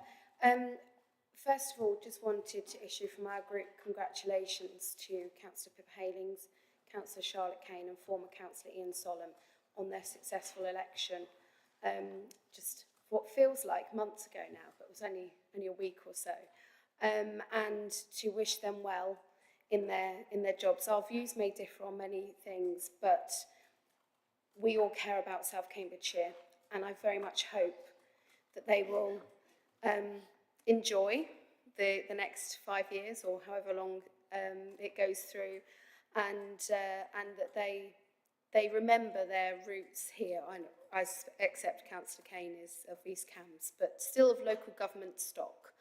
I'd also like to thank our former MPs here, Anthony Brown and Luce Fraser, for their contributions. I appreciate not everybody will have agreed with their decisions, but it is what we do is service, and we should respect that across the political spectrum. Thank you to our elections team and our postal vote operation, which goes on well before polling day. And always a very good selection of boiled sweets and cakes that you get to watch them eat, which is, I think that's actually quite cruel. So well done to all the officers. And a bit of we discussed this, Chair, a bit of a plea for the future, because as one election year ends, another one has already begun. In fact, this one began before the last one finished. And I've been involved in 4 general elections, and this one has definitely been the most hostile and most difficult one for threats and abuse. And that's, I'm sure, whatever party people belong to, that we had the debate, not hate. And this is scary. In one session, I had a member of the public put their hand towards my throat. This is not just words, this is actions. It is not nice atmosphere at times. So that means that all of us in this council chamber, here and beyond, I just wanted to remind of that debate, not hate. And to remember that we are all human beings, we've got different views, but nobody is wholly good or bad in this world. And let's that be the mantra for the next election cycle. Councillor Williams, I'm unusually going to add to that. I know that it isn't just in South Cambridgeshire, it's nationally. We have a real problem with a very hostile environment and candidates under real threat. And we are, as was mentioned, as a council, we unanimously supported the Debate Not Hate campaign, and we have a duty to try and ensure that the political temperature is kept at a manageable level, both here and more widely. And I hope that that can be a point of unanimity around this council chamber as we move forward.